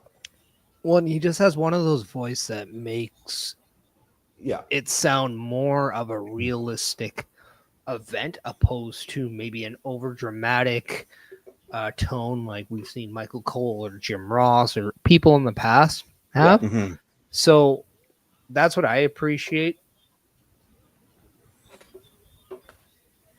because it also then allows somebody like Wade Barrett, who does have more of an overtone of a voice, to kind of give that, and it kind of offsets but complements in the same way.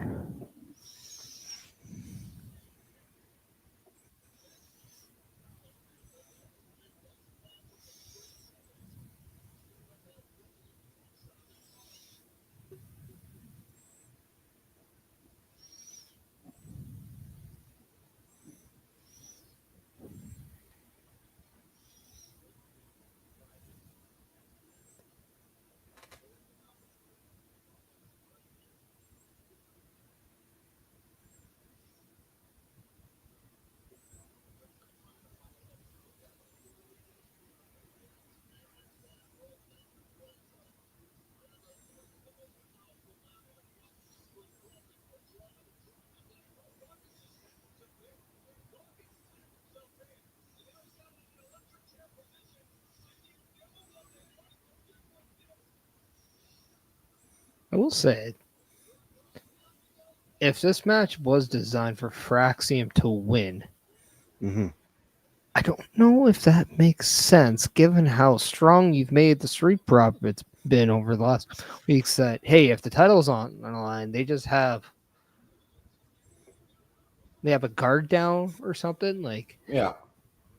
I think if you're going to be making the Street Profits look like a really dominant champ here, I do think the right move is to have Street Profits win, but then you have a moment afterwards of respect from the Profits to Fraxium.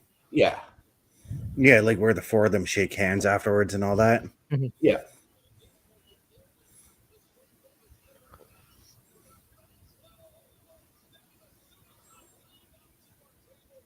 Because I do not think Fraxium loses steam here with a loss. I think as long as they put on a banger of a match, which is exactly what we're getting,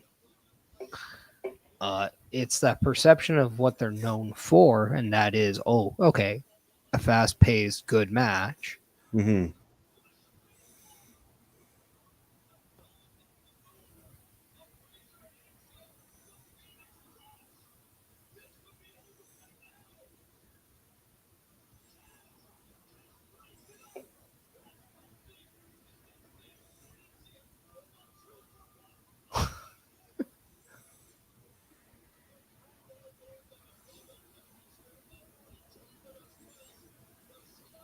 Now, that is a different way of breaking up a pin.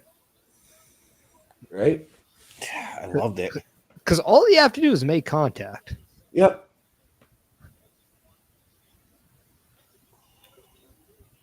So the fact that you add in the contact with contact to the part, that is fantastic.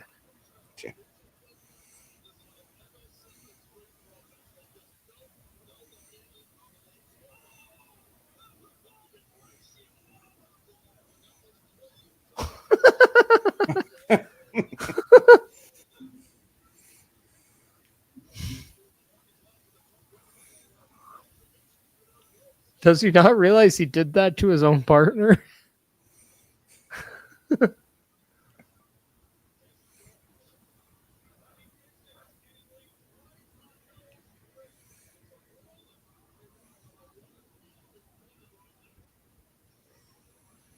Wow. What a finish. I've always wondered if there was another team that could match the pace of Fraxium, and I think we found that team in the Street Profits.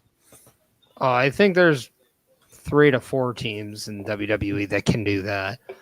I think the Machine Guns. I think DIY. I think the Profits. Hell, I'll even put the Creeds in there.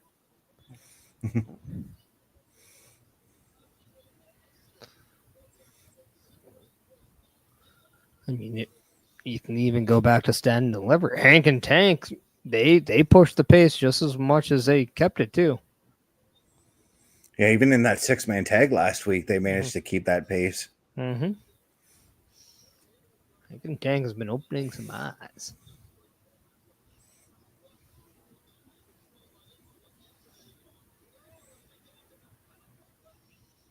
But if we are going to see the Lucha Bros, I think you can just add another team to that.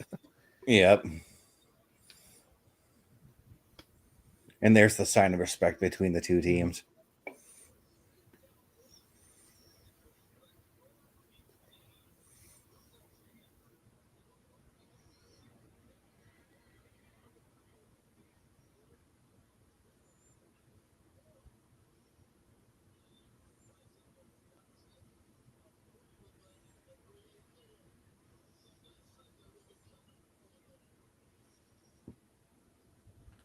Oh.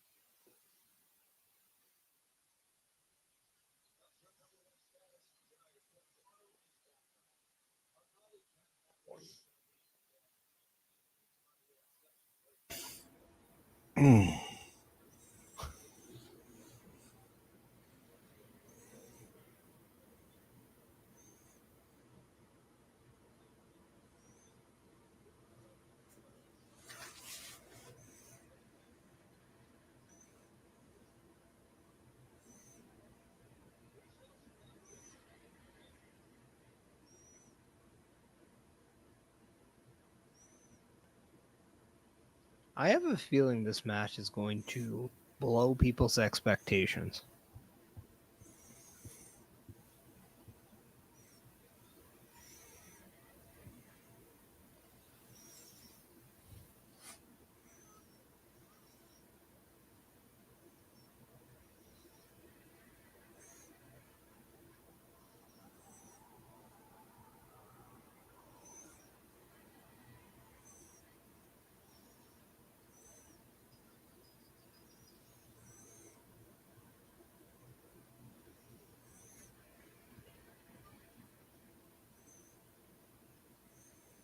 Yeah, I'm expecting the same thing as far as Pat McAfee goes, because it's been long enough that most fans probably have forgotten how Pat McAfee actually is in the ring.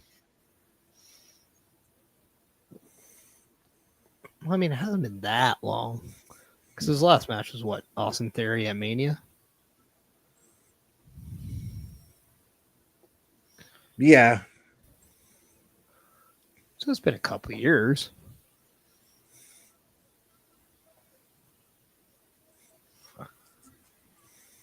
It's almost like he gets like a match a year, every year or so. Or two.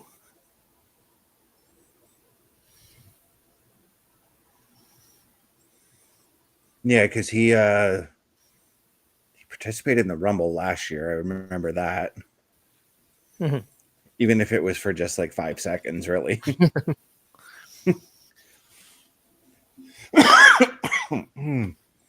Also, as we're watching kind of the night after Mania with Gunther's attack on McAfee, I love the aggression and just the no hesitation attack to stand up for Michael Cole and how there was no fear on the shot. You heard it with the pop from the crowd, but I do think in that moment you didn't see fear from Pat McAfee. So I don't think this is a match where fear has anything to do with it. I think it's one of those things where Pat McAfee's going in knowing he is not the wrestler. He's going in knowing that he is the announcer. He knows he's not the fan favorite to win. He's just the fan favorite in general.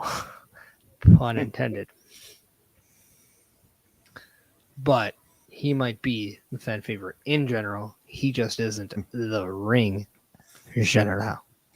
Yeah, it's the vibe I'm getting off this feud just a little bit is kind of like whenever like a wrestler would pick on Jerry or JR and Jerry Lawler would stand up to that wrestler. Taz comes to mind, for instance. The only difference is Lawler is a former wrestler, or Lawler has more experience than McAfee in the ring than McAfee does. But it's definitely a modern take on it. Mm-hmm. And a modern take on that feud. Yeah, that's exactly what I said. But I think it's also what you're also doing is allowing Gunther to get that win that he needs to get back on track. It allows him to be extremely vicious in this performance because nobody's expecting Pat McAfee to take it to Gunther. But then if he has his barrage of moments and maybe he can pick a spot here and there, he'll add that dramatic to the match. Yeah. It'll be fun for everyone. But I think at the end of the day, we're going to get exactly what we know we want, and that is Gunther getting back on track because the what's next for Gunther needs to be the right now. And the speculation is Goldberg. And that Goldberg's retirement match will be against Gunther.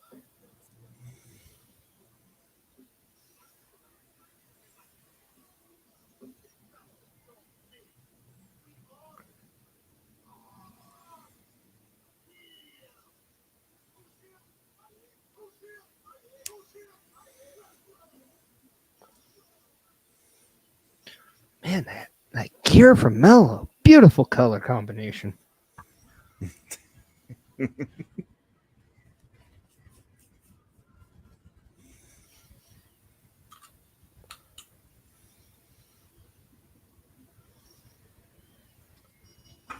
As we are doing the intros, I'm going to make my way to the locker room for the locker room visit.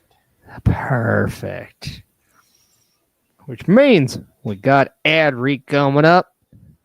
So, on your screen, you got a beautiful photo of the locker room visit.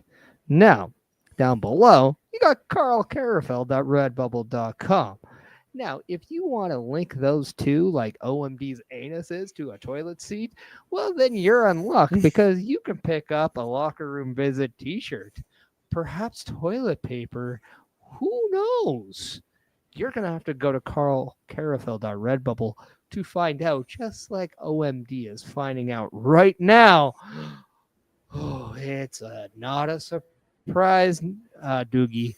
It's a really stinky one. Because let's face it, he is going to blow his Austin Matthews to a next level because he might pull out a Florida Panther. We don't know. We just don't know. But what we do know is that OMD is sitting comfortably as he's pushing real hard, like his Leafs are trying to push in Game 3 of the Stanley Cup playoffs right now. Does the push come to fruition? We don't know. We don't know because hell, we know that OMD is not a certified swimmer, so he might have fallen in people. But as much as we hope he doesn't fall in, we would like you to fall in to happiness while you go to carlcarafel.redbubble.com and find not just locker room visit merchandise, but a plethora of merchandise. We won't tell you because we won't lift a surprise. That needs to be on you as you check out carlcarafel.redbubble.com. OMD's pooing. Definitely. He'd have been back by now. Mm-hmm. But now seeing as we're in commercial break. I waited. But seeing as we're in commercial break, I brought this question. We can't hear you right now, Bess. We can't hear you. You're muted, Beth.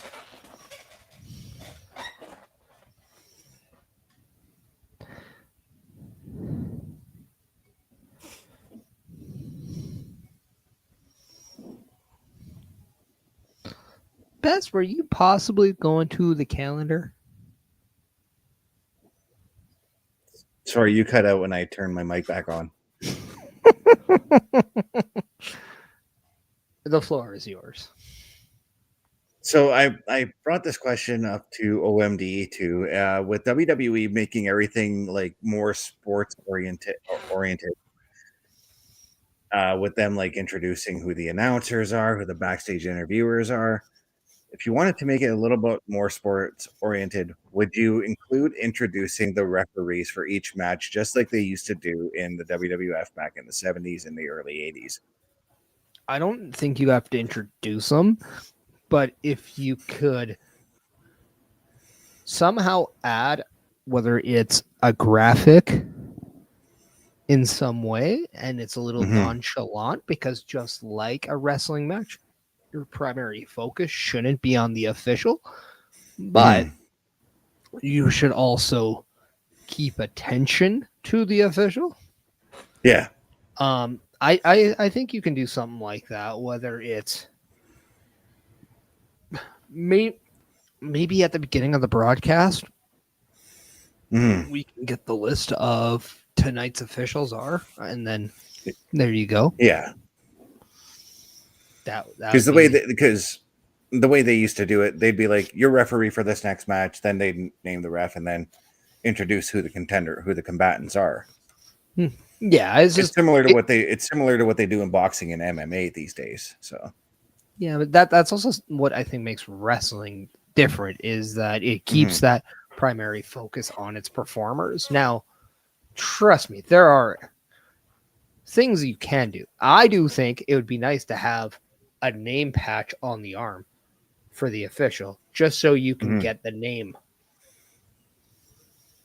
Them. It'd be a lot easier to add a name to the face that way. Right. I think that's something you can do. But no, it'd be very intriguing to see if creative. I think this is a time where you could trial some things out, but I do think this is the time to, think outside the box a little bit without having it come at the expense of other aspects of the show, because let's be honest, the officials, when it comes to the show itself, we shouldn't be making that our prime focus. Yeah.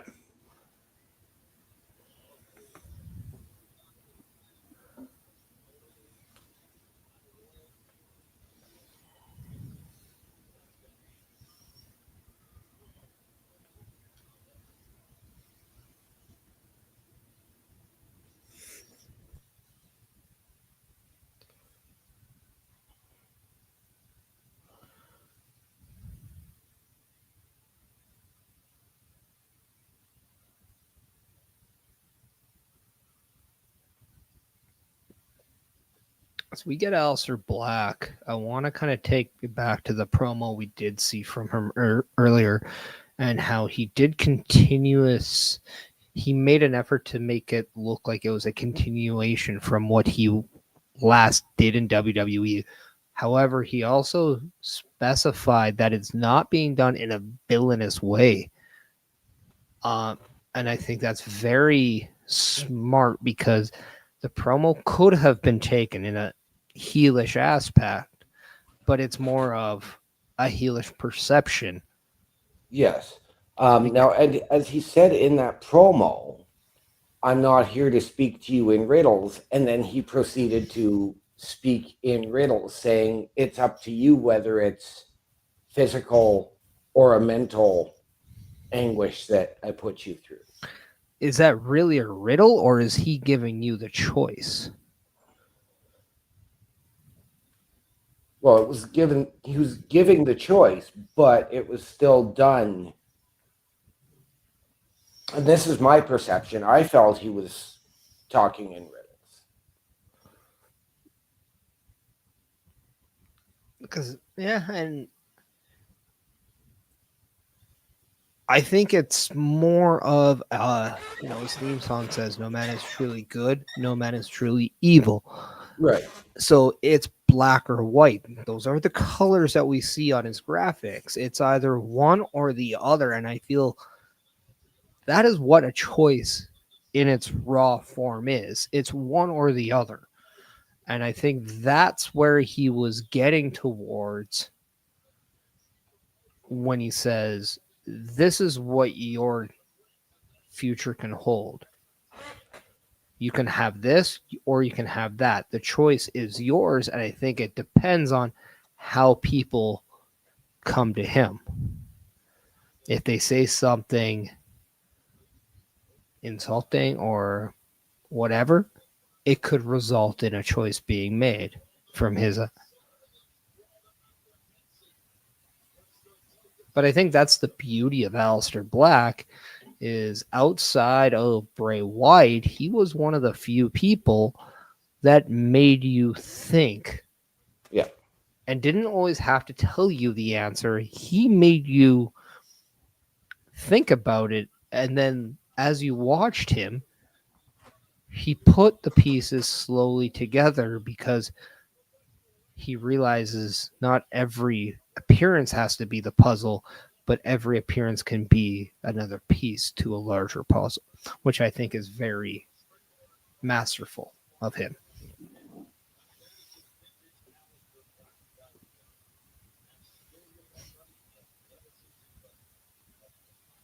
And as we notice, he does have, the contact on his one eye.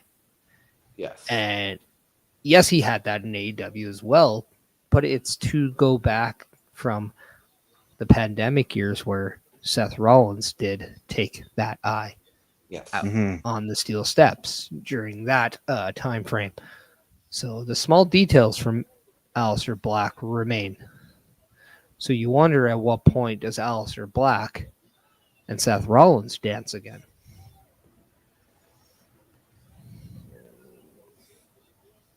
Yeah, the thing I think about with that promo earlier, it was nothing more than him playing mind games on Carmelo Hayes, and that's exactly how he is as far as his promos go, is he plays those mind games to get in the head of his opponent before the match.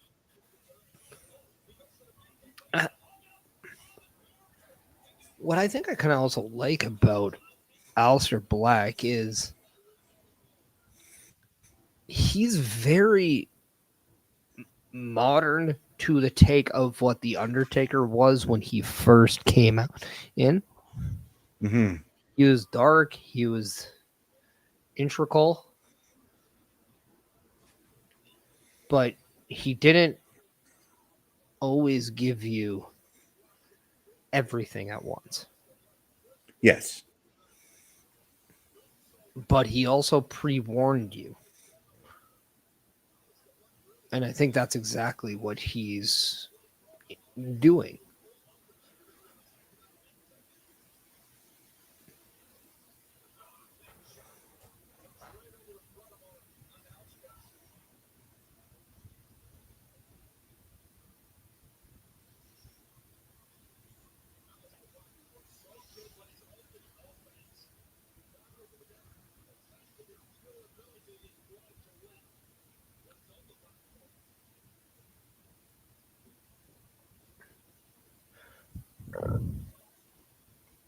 If Aleister Black was to switch to Raw, I think I would love to see him indulge into something with Karrion Kross.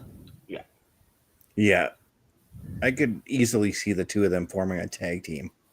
Oh no, I want them to compete. Or even going against, yeah. They need that. I think they're so perfectly in sync, but so different at the same time that it's just a beautiful disaster. It would just be their promos would just be mind fuck after mind fuck after mind fuck.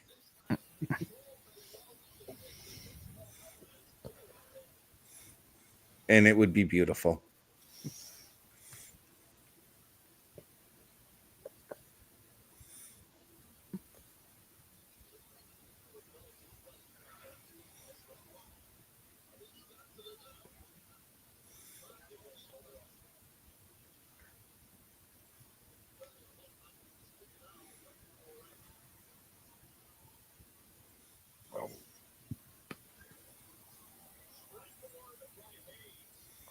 There's also a part of me that if we do see Aleister Black go over to Raw, I wouldn't mind him and Finn Balor having a match on Raw either. Or having something together. Well, I mean, yeah, match-wise, there's a lot of matches. Yeah. But just from how do we get 3+ months of build and story and things like that, that's what I'm really looking for Aleister Black here. And I think something like with Karrion Kross is there. Obviously, with Seth Rollins, he has that with the history.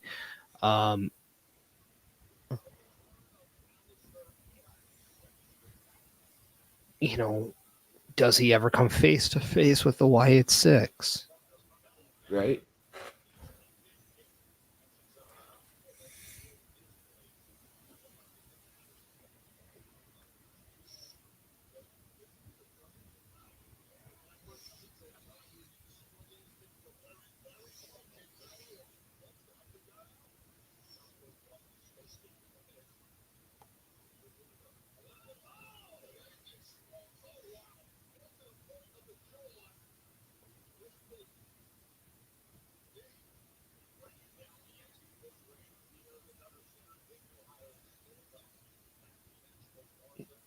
Now, this is what I believe the third match for Aleister Black since he's been back.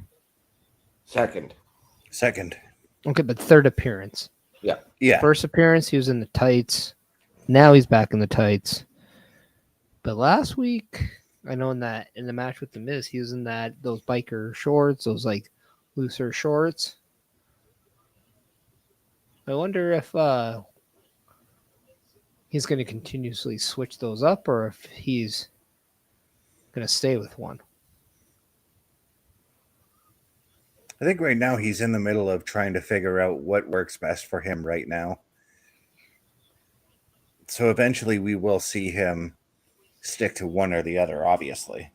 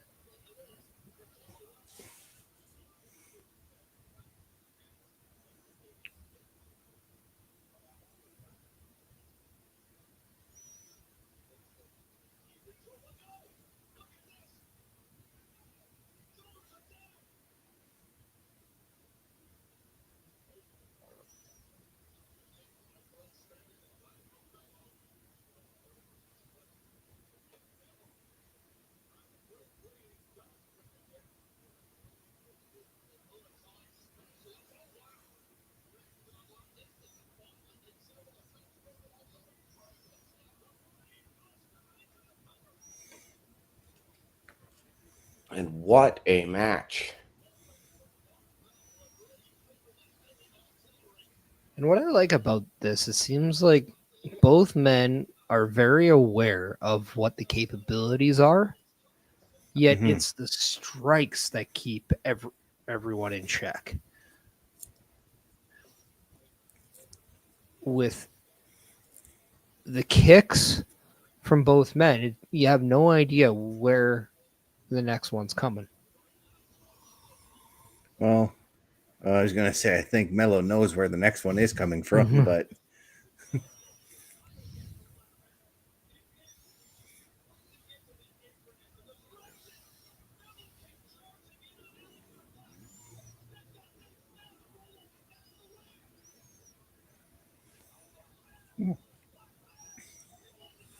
winning off the roll-up.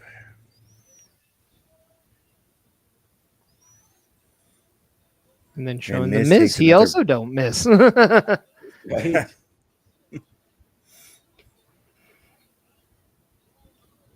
Or is that what you said earlier, that quote unquote mind fuck to Carmelo that, when it comes to a black mask, Aleister don't miss. Yeah. Because I was going to say, I mean, like, obviously he didn't get the black mask there. So I get a feeling that there's another match down the road between these two.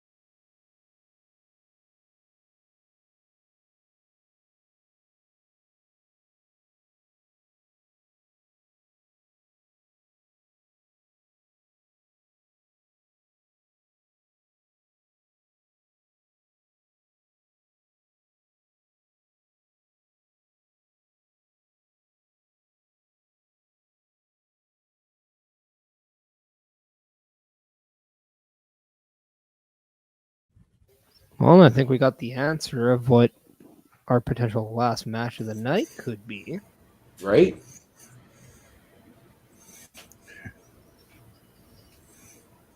I, for one, would be all for it.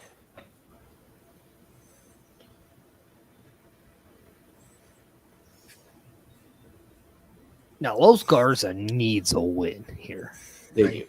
do. Yeah.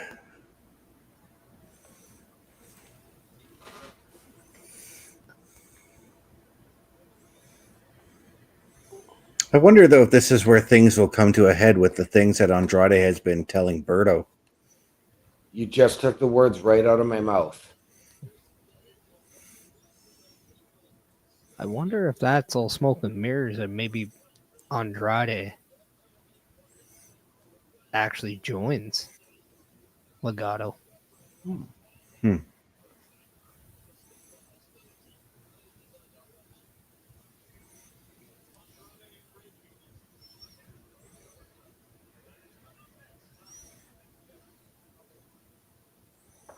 Would give Ray Fenix one of his first feuds in the WWE. But it also would say Ray Phoenix needs to collect his own route, right? Yep. Obviously, he has his brother. I think now would be a great time to bring maybe a Dragon Lee into the mix.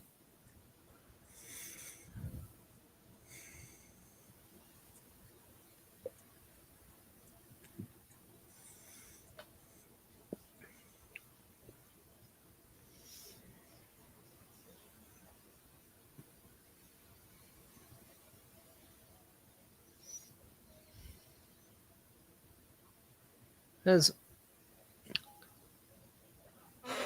we have one of the, I won't say final, because we do have about a half hour, a little over left.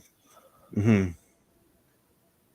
Instead of saving this to the end, why don't we let everybody know the beauty of going to turnbucklestudios.org, where you can get more information about the Turnbuckle Affiliation Program. You can meet the team. You can even check out all of the latest shows on that page. Yeah, that's right. Just on a click of a button, it will direct you to everybody's latest show. You can email Turnbuckle Studios to get your foot in the door of what could be an introduction, a continuation, potentially just your next step. Because you can be a part of the Turnbuckle Affiliation Program. You can join one of the shows. You can even have your own show that is located on the weekly calendar. So here's the weekly calendar to show you what shows Turnbuckle Affiliation Program produces on a weekly basis, with the exception of the PLE Patrol that you can find more tomorrow with WWE. Best. You know it. Backlash. At what time? Yeah. What 7 time? p.m. Eastern. 7 you. p.m. Eastern. So that you won't find that on the video here, but check it out. Turnbuckle Studios and the Turnbuckle Affiliation Program bring you the week of streams. All times are in Eastern Time. Monday nights you get the Locker Room Breakdown at 7 p.m., followed by the Raw Patrol at 8 p.m. Tuesday brings you the flagship show, Turnbuckle Talk, at 8:05 p.m. Wednesday we play games with the PlayStation Showcase at 8 p.m. Thursday we got total non-stop action with Brace for Impact at 8 p.m. Friday we game again with Unleashed, the Jessica Wilde story at 7 p.m. Following the game, join us for the Smackdown Security Detail at 8 p.m. The weekend brings you Saturday Night Gaming at 8 p.m. On Sunday be sure to catch the Chris Parrish podcast at 12:15 p.m. followed by the Boar's Nest at 8 p.m. Be part of the shows and join the chat every day. And that's what you can find out with the Turnbuckle Affiliation Program on Turnbuckle Studios. More information, go to turnbucklestudios.org right now, and you can find out everything you need about getting involved with the Turnbuckle Affiliation Program. And if you have any more questions, make sure you email Turnbuckle Studios on that link that you will find.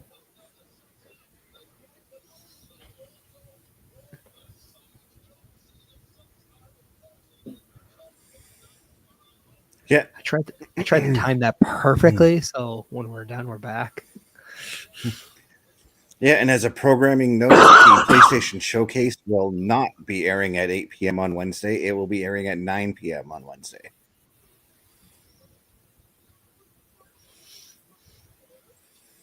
Due to my shoot job.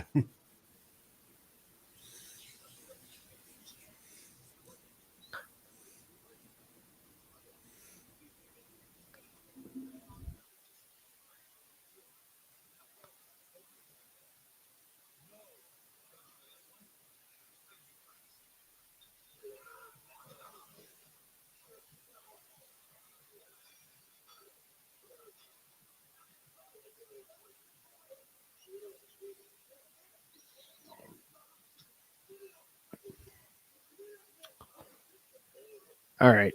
Champa has fast growing facial hair.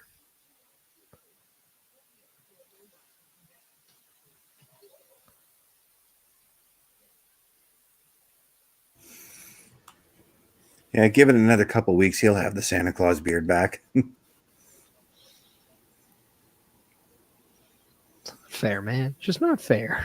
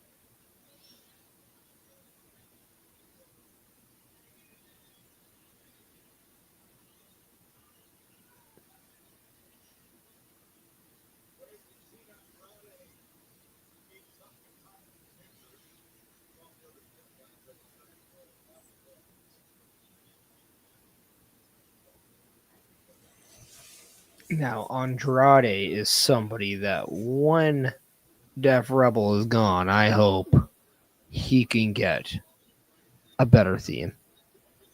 Mm-hmm.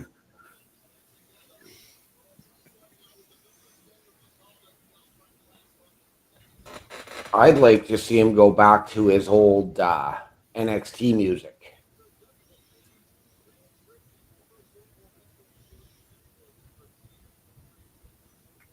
Yeah, I don't hate it. Like I do love that. Or even an updated variation of that theme.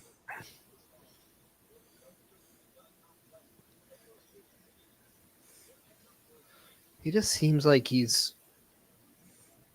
a different Andrade now. Mm-hmm. So I wouldn't mind something a little bit more.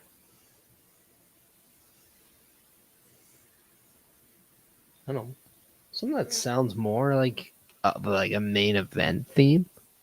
Yeah. I don't know. Like I don't know the right way of saying it, but I don't mind the darkness to what he has on this theme. But I just don't feel the music. No, because the way he comes out versus the theme song that plays when he comes to the ring, it feels like it's very night and day.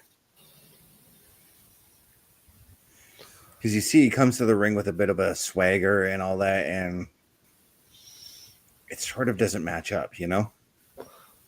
Well, and that's kind of where I was getting at. Like I don't think what he is now matches to that old theme, but I will like agree with you, OMD. Like that is by far the best theme he's had.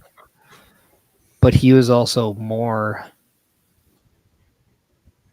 of a free. I want to say free spirit then, to where that he was more of that party-esque type character too. Like he allowed distractions to be a part of his game and stuff like that. Like he was more like now he's slowed it down. He's more a little bit more deserve. So I wouldn't mind just having that from an audience standpoint being injected into it. Mhm. Now that was really cool what they showed with Fenix on his graphic when he came to the ring. They actually showcased all of his AAA title reigns. Yeah.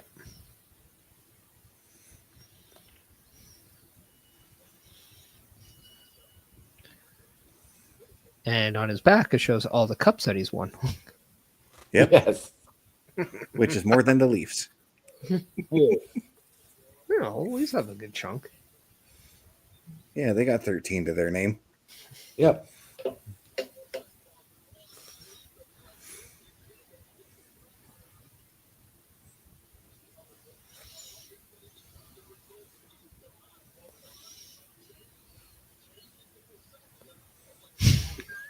It's the most boring look I've seen from Santos.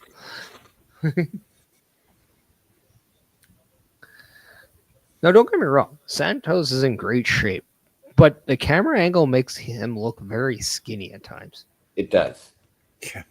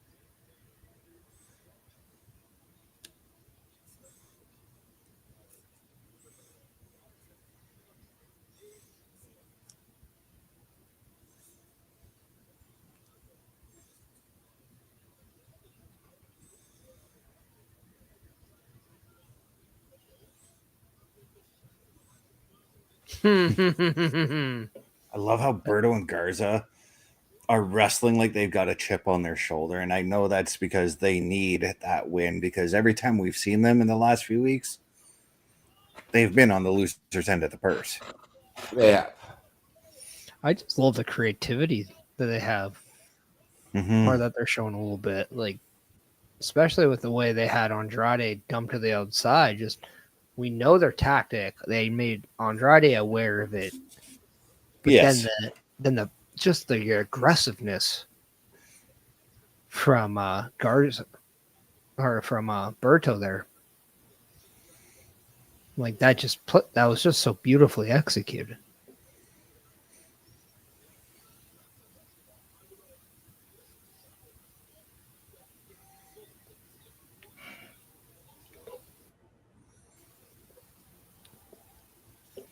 And it's weird that they're already advertising an October show.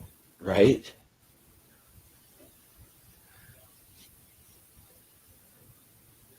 I'm just looking forward till summer. I don't want to look all the way till October. Yeah, really.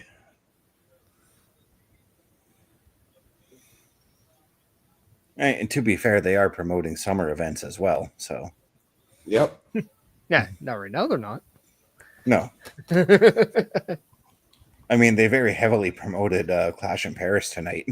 Yeah, I know.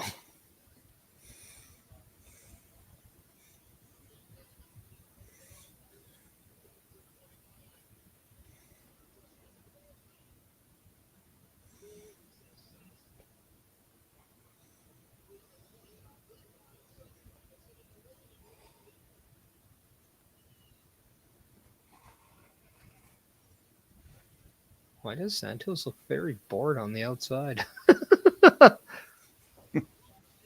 don't think he got enough sleep last night.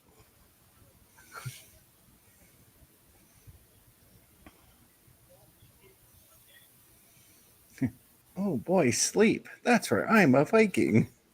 Right?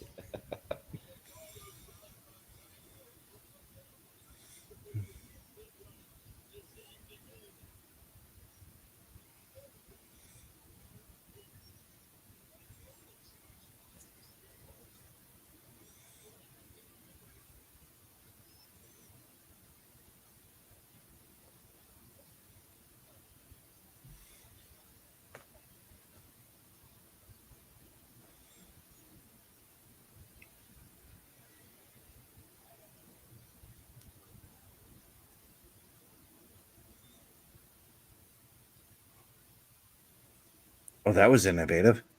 Mm-hmm. This is not the first time they've done it, though, but it is a lot smoother this time around. Mm.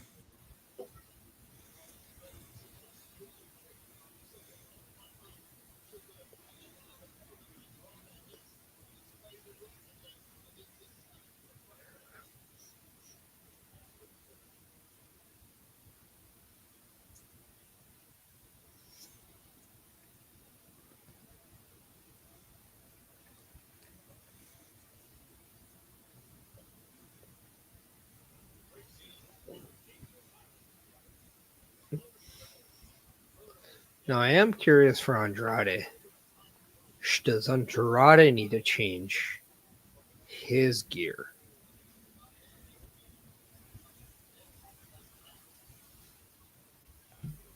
I would say yes. Like for me, this just never suited him. I think it served its purpose. I just, now that you see him and he is jacked, like he is a big guy now.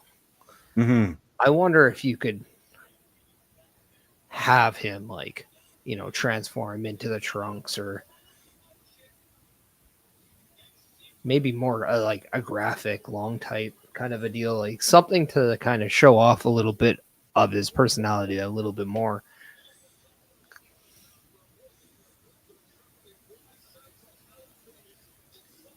Yeah, I mean, like,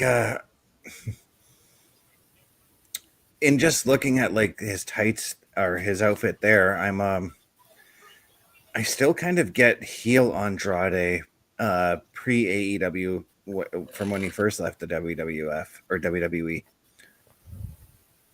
I still get that Andrade with the gear he's got right now.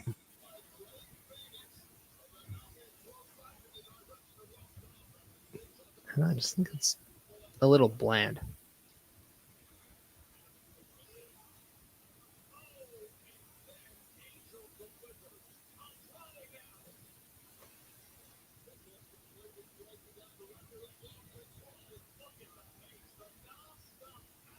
There's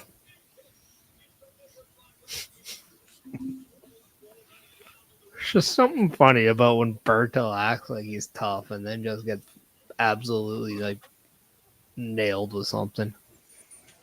You know, the funny thing is I know Berto's a heel, and I know he got the goatee because he's a heel, but I still see the little friggin' baby face in him.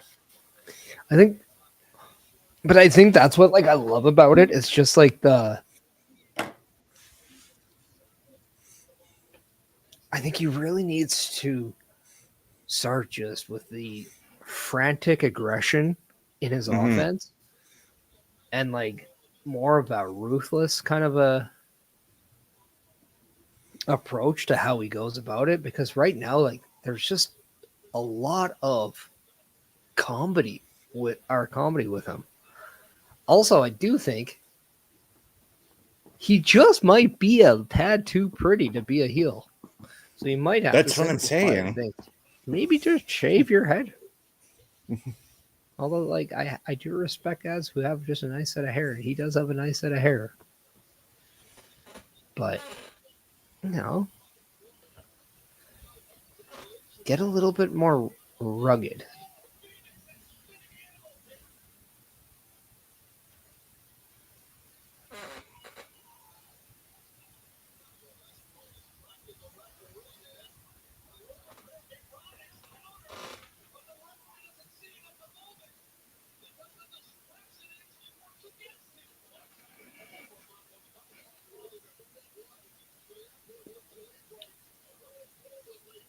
I don't know, maybe if he grows a full-on beard, but even then,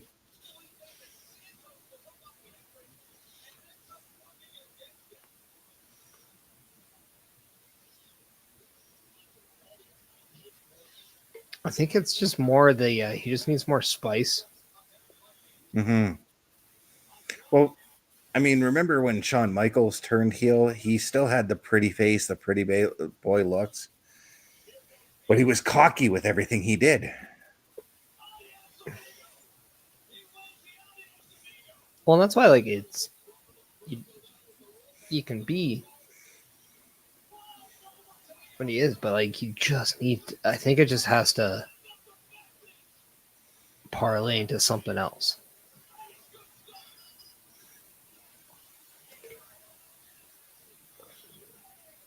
At some point, you got like Santos. You got to pick a team that wins here. This is your second team.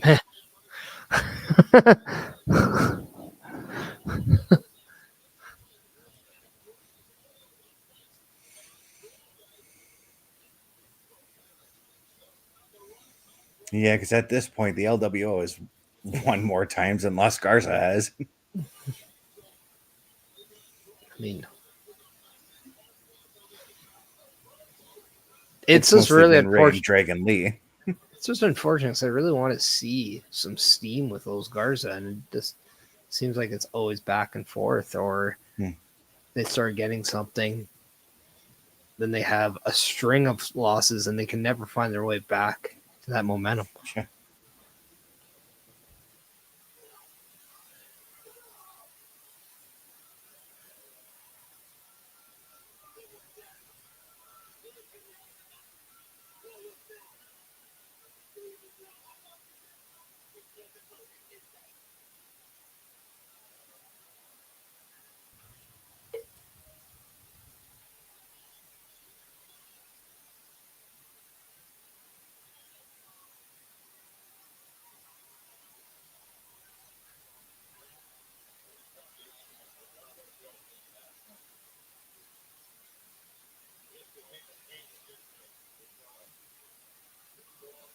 I think in a nutshell, that's exactly what it is. It's just even Santos gave nothing. It's just facial. Like there's no action. Like give me a slap across the face or something. Like give me a little bit more to it.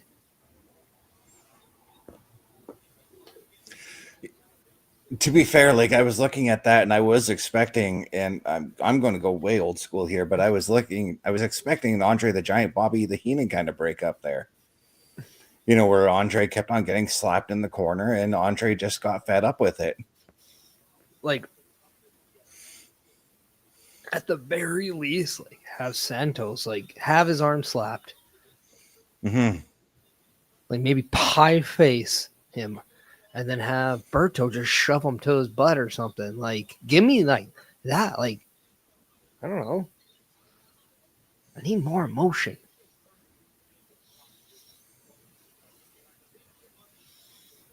But maybe, just maybe, we're working to it. I don't know.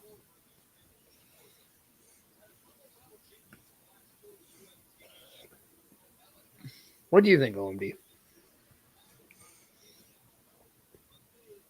Huh? What's your take on what we just saw with Luis Garza and Legado?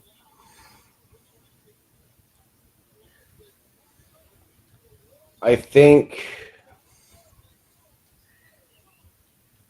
Los Garza need to actually step out on their own, move Santos to Raw, and have him join Judgment Day. Have maybe Santos replace Finn? Kick Finn out? Yeah. Okay. I don't hate that because there is something with Dom. Yeah. Dom could try to make this more of a more dominant Latino faction. nice pun. I caught it. That's not rolling past me on that one. I'm aware. But yes. Maybe just a little bit more home styled.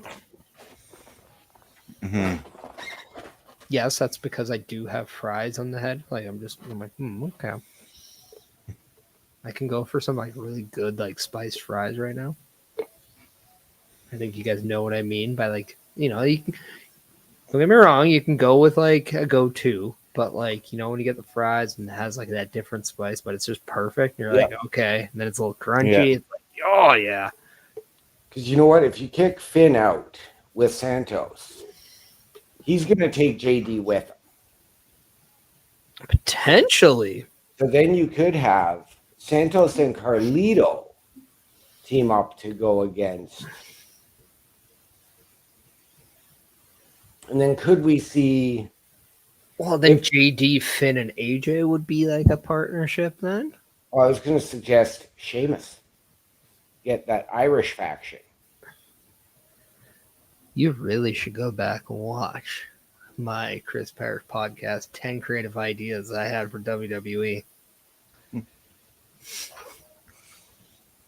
I put together an idea of how you can form an all Irish faction.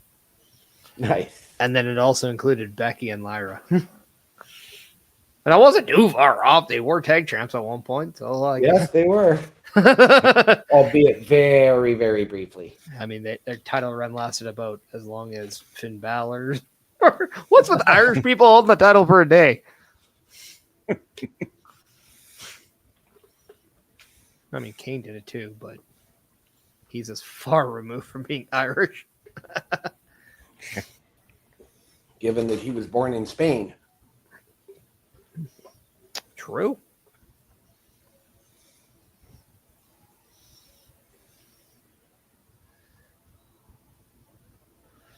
But it's gonna this is where I'm very intrigued with what the draft can do, because it feels like you can do a lot of things with this. It all relays back to like what will be the direction. Yeah. And I think that's kind of, plus maybe this is the year where you decide to move champions. Mm-hmm.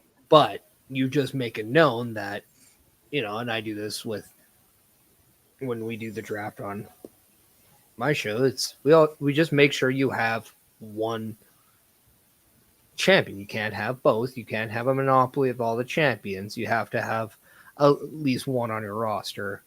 Like, you have to have like a heavyweight, a mid card, Right. Like it has to be part of your selection process. So as long as each show finishes with a champion of, you got your, a U.S. or Intercontinental, you got from both genders, you got men's and women's champions, you got, tag, all that. Like, I wouldn't hate it. But, like, I just wouldn't mind seeing a little bit maybe title switches. Maybe the U.S. titles are going to be on Raw and the Intercontinental titles can be on SmackDown. Yeah. The only thing is, if you're moving the Raw titles for the tag over, change that red to a blue. Yep.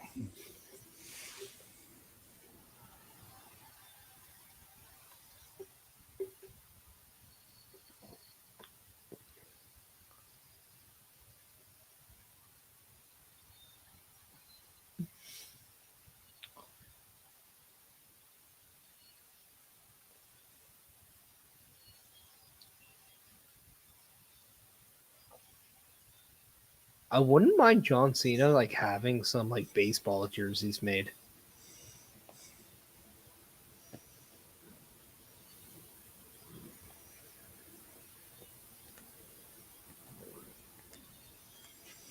Like he used to back when he was being the Dr. Thug. Your mic cut out again, but Yeah.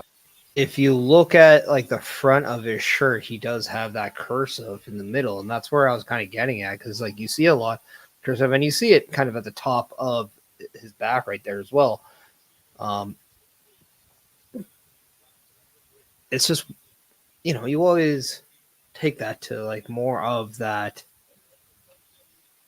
old school type baseball jersey, and I think why not? And if I was John Cena being a heel, say you're in Cleveland, then find out who the rival team to Cleveland is and wear that color baseball jersey. Whether it's like maybe Pittsburgh or... Yeah. I mean, obviously, if he's in Boston, you got to wear New York. I mean, that's pretty self-explanatory.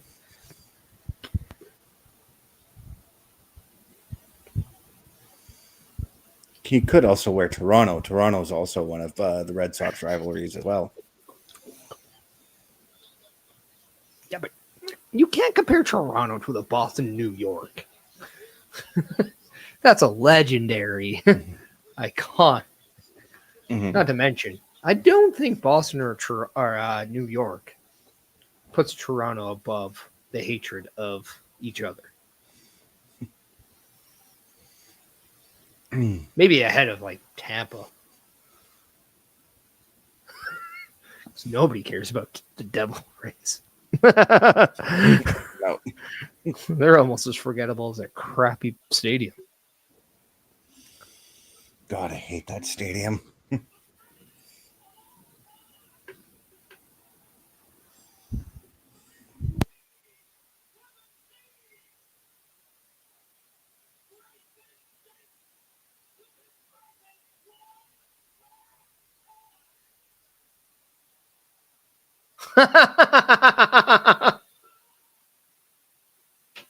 Oh, perfect. Somebody throws a Michelob Ultra. Yes. If you want to sponsor us, we'll accept it. I'll drink it. John Cena stops Mark Nash's intro. It would have been great if he sipped it. It would have been great if he sipped it. And be like, that's not real beer for a real champion. Again, Michelob Ultra. If you want to sponsor Turnbuckle Studios, we'd be open for business. Please check out turnbucklestudios.org.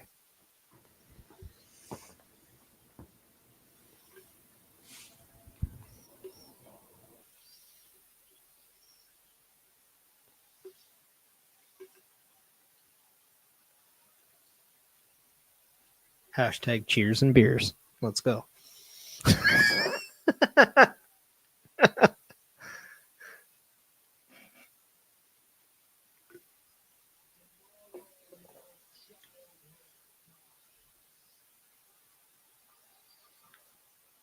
Well, that's a little harsh, John.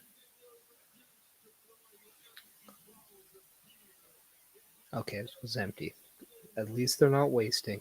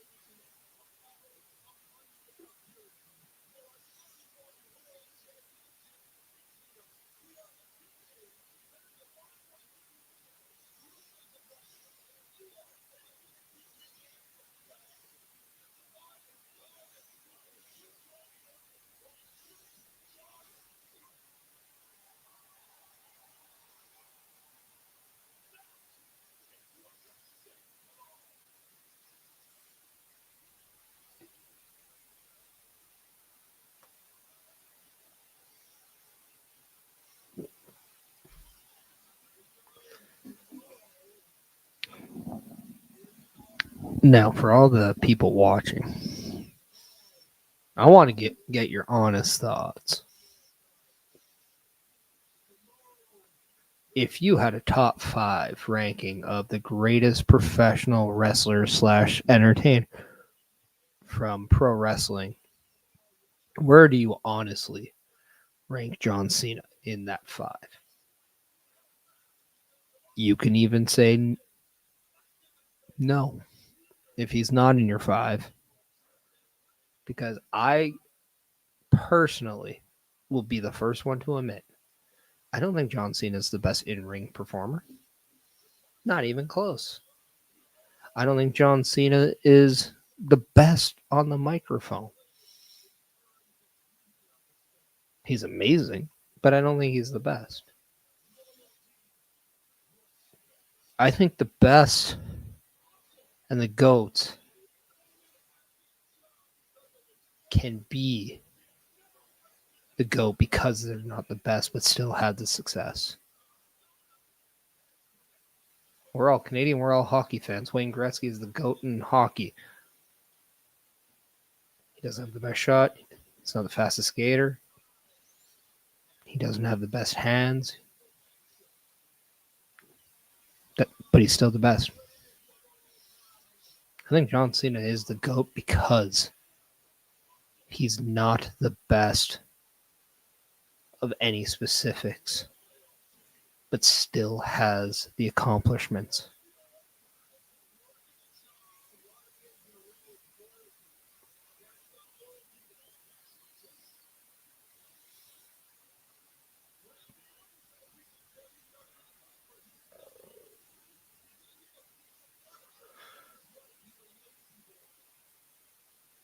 Oh, so good.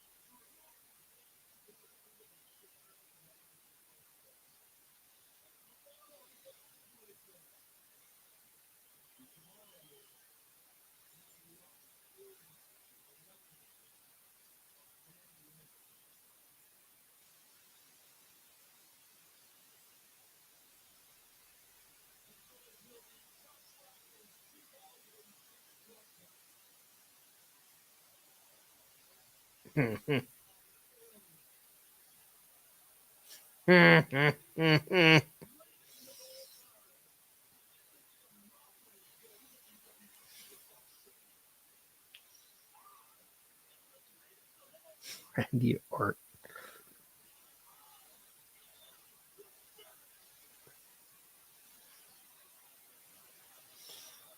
That burn was solid.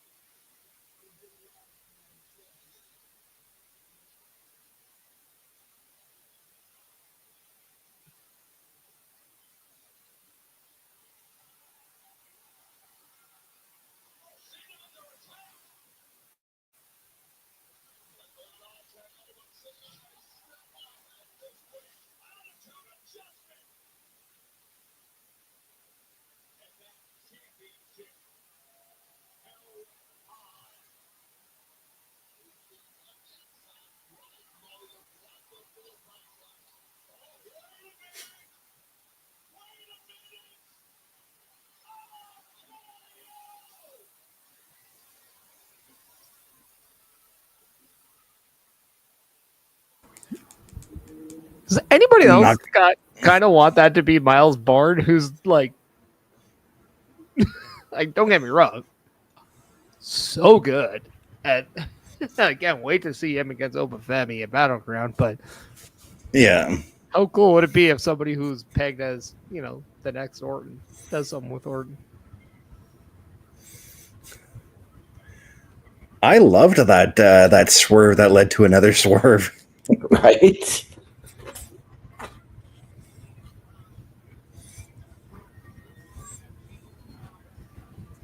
Well, we talked earlier about playing mind games, but it was with Aleister Black. Who's better at mind games than Randy Orton? Nobody. Very little play the mind games at that level. Mm-hmm. And even John Cena can't see the direction of when this Viper strikes.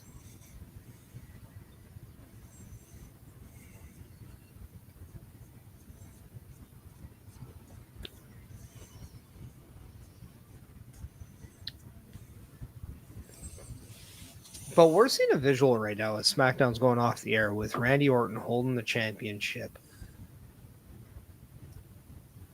I'm going to beg the question because I do not see Randy Orton winning the title. However, give me a dusty finish of dusty finishes, please.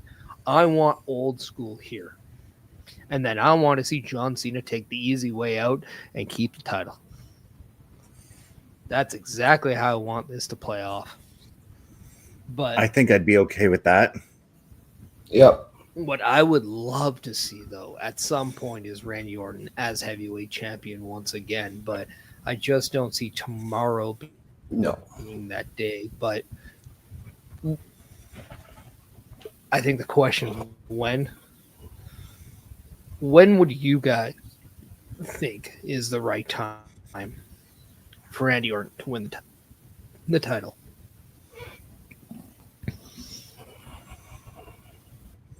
Well, if this feud continues past tomorrow,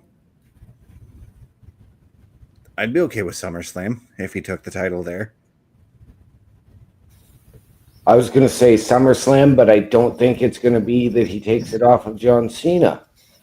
Now, I will let you guys know, if you haven't remembered, next week's SmackDown is the advertised and rumored return date for One American Nightmare Cody Rhodes. Yes. I really do think that this whole John Cena retirement tour is going to be based around helping Cody Rhodes become the next guy and the passing of the torch. I think Cody Rhodes does get the title back at SummerSlam. That I do think is something we see, because that allows John Cena to do the rest with something else, not with the championship. Right. I wonder if Randy Orton then targets Cody Rhodes after this, because I do think if Cody Rhodes is to regain the championship from John Cena, Randy Orton could be that perfect person to take said title off Cody Rhodes. He could. I was going to go a different direction, though, and I was going to have Randy moved in the draft, and Randy takes the belt off of Jey Uso at SummerSlam. Now, I'll say this. Does Randy have to move to Raw, or could Jey Uso move to SmackDown? Jey could move to SmackDown.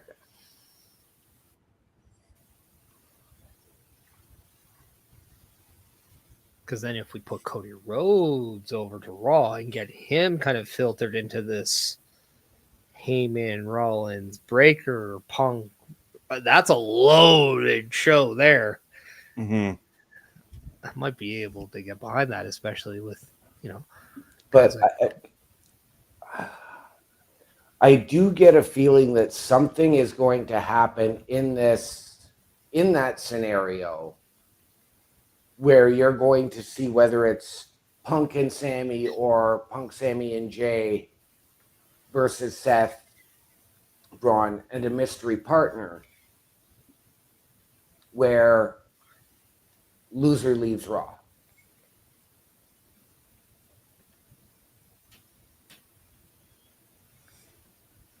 It'll be interesting. We haven't had the loser leaves the show in a very long time. So I don't put that past Triple H for doing something like that at some point. But I don't know if we're going to get it right close to the draft, though, because the draft's the easy way to just get them out. Well, I think that's probably what you do is you do it because we've got Saturday night's main event coming up 2 weeks from tomorrow. Yep. So if you do it there with the loser leaves Raw, you know you can send whoever over either via the draft or you don't have to because it's already a done deal.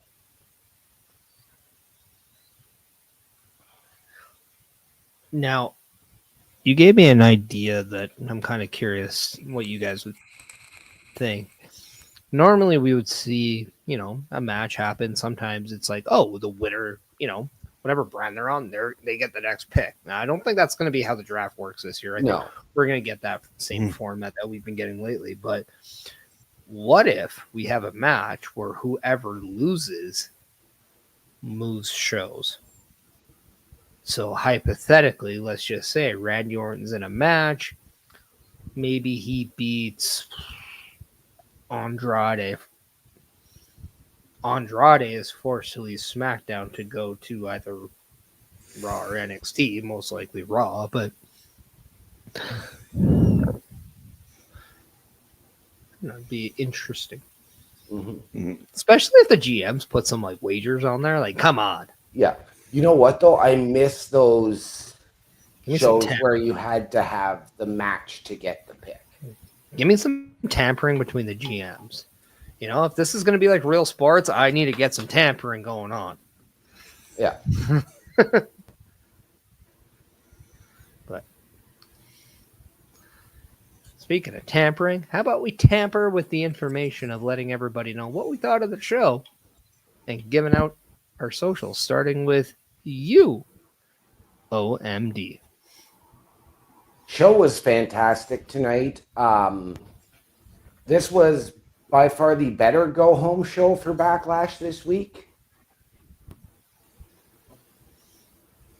But it did everything it needed to do. It gave us even more leading towards Money in the Bank and then further on down to SummerSlam. And I'm excited to see what the future of SmackDown has. And anybody, if you're looking for me, you can find me on my Linktree, linktr.ee/OMDShow. Awesome. Bess, do you want to go next? Sure, why not? Yeah, no, I thought I can speak English, I promise you. I thought tonight's show was pretty entertaining. There were a lot of matches that I was really looking forward to, especially the Nia Jax and Jade Cargill, because I've been looking forward to that match since Royal Rumble of last year. But yeah, if you guys want to find me, you can look for me at my Linktree, linktr.ee/Chris_best83. Look for me tomorrow night as we do the PLE Patrol too. I may be doing a possible run-in for that show. I don't know what time I'll be home from my shoot job at that time. Awesome stuff. Now, if you guys want to find me, it's very easy. I also have a Linktree. It's just Chris Parrish. Keep it very simple. If you want to see me normally at PLEs, normally I'm at Beercade YEG, located at 10544 82nd Ave in Edmonton, Alberta, where, by the way, those amazing fries I was telling you about? Oh, God. Let me tell you something about the fries at Beercade. They are delicious. But if you want to see me next on screen, that's a Chris Parrish podcast this Sunday at 12:15 p.m. Eastern Time. We will talk a little bit about our thoughts on Backlash. We will talk about what's coming next with Money in the Bank. I'll give you some predictions for that. But I will not be a part of the PLE Patrol. I will not even be at Beercade YEG for Backlash. In fact, I'll be wrestling for Real Canadian Wrestling, located at 11150 82nd Street here in Edmonton, Alberta, at the North Legion, as I am in a 5-man ladder match. So if you want to see 5 men do stupid things with the ladder being involved, you can do that at will. Now, if you want to let me know if you're coming, I can get you on the private list now, but please do that quick. Speaking of a private list, OMD, I know it's a private list of what time we got to go to bed at, but what are those famous words that you like to let everybody know? Ladies and gentlemen, the world is a scary place. Take care of each other. From all of us here at Turnbuckle Studios and the Turnbuckle Affiliation Program, to those of you out there wherever you are, good night, good luck, we out. I'll be there when you're down, when you're losing your crown, till the afterglow, the afterglow.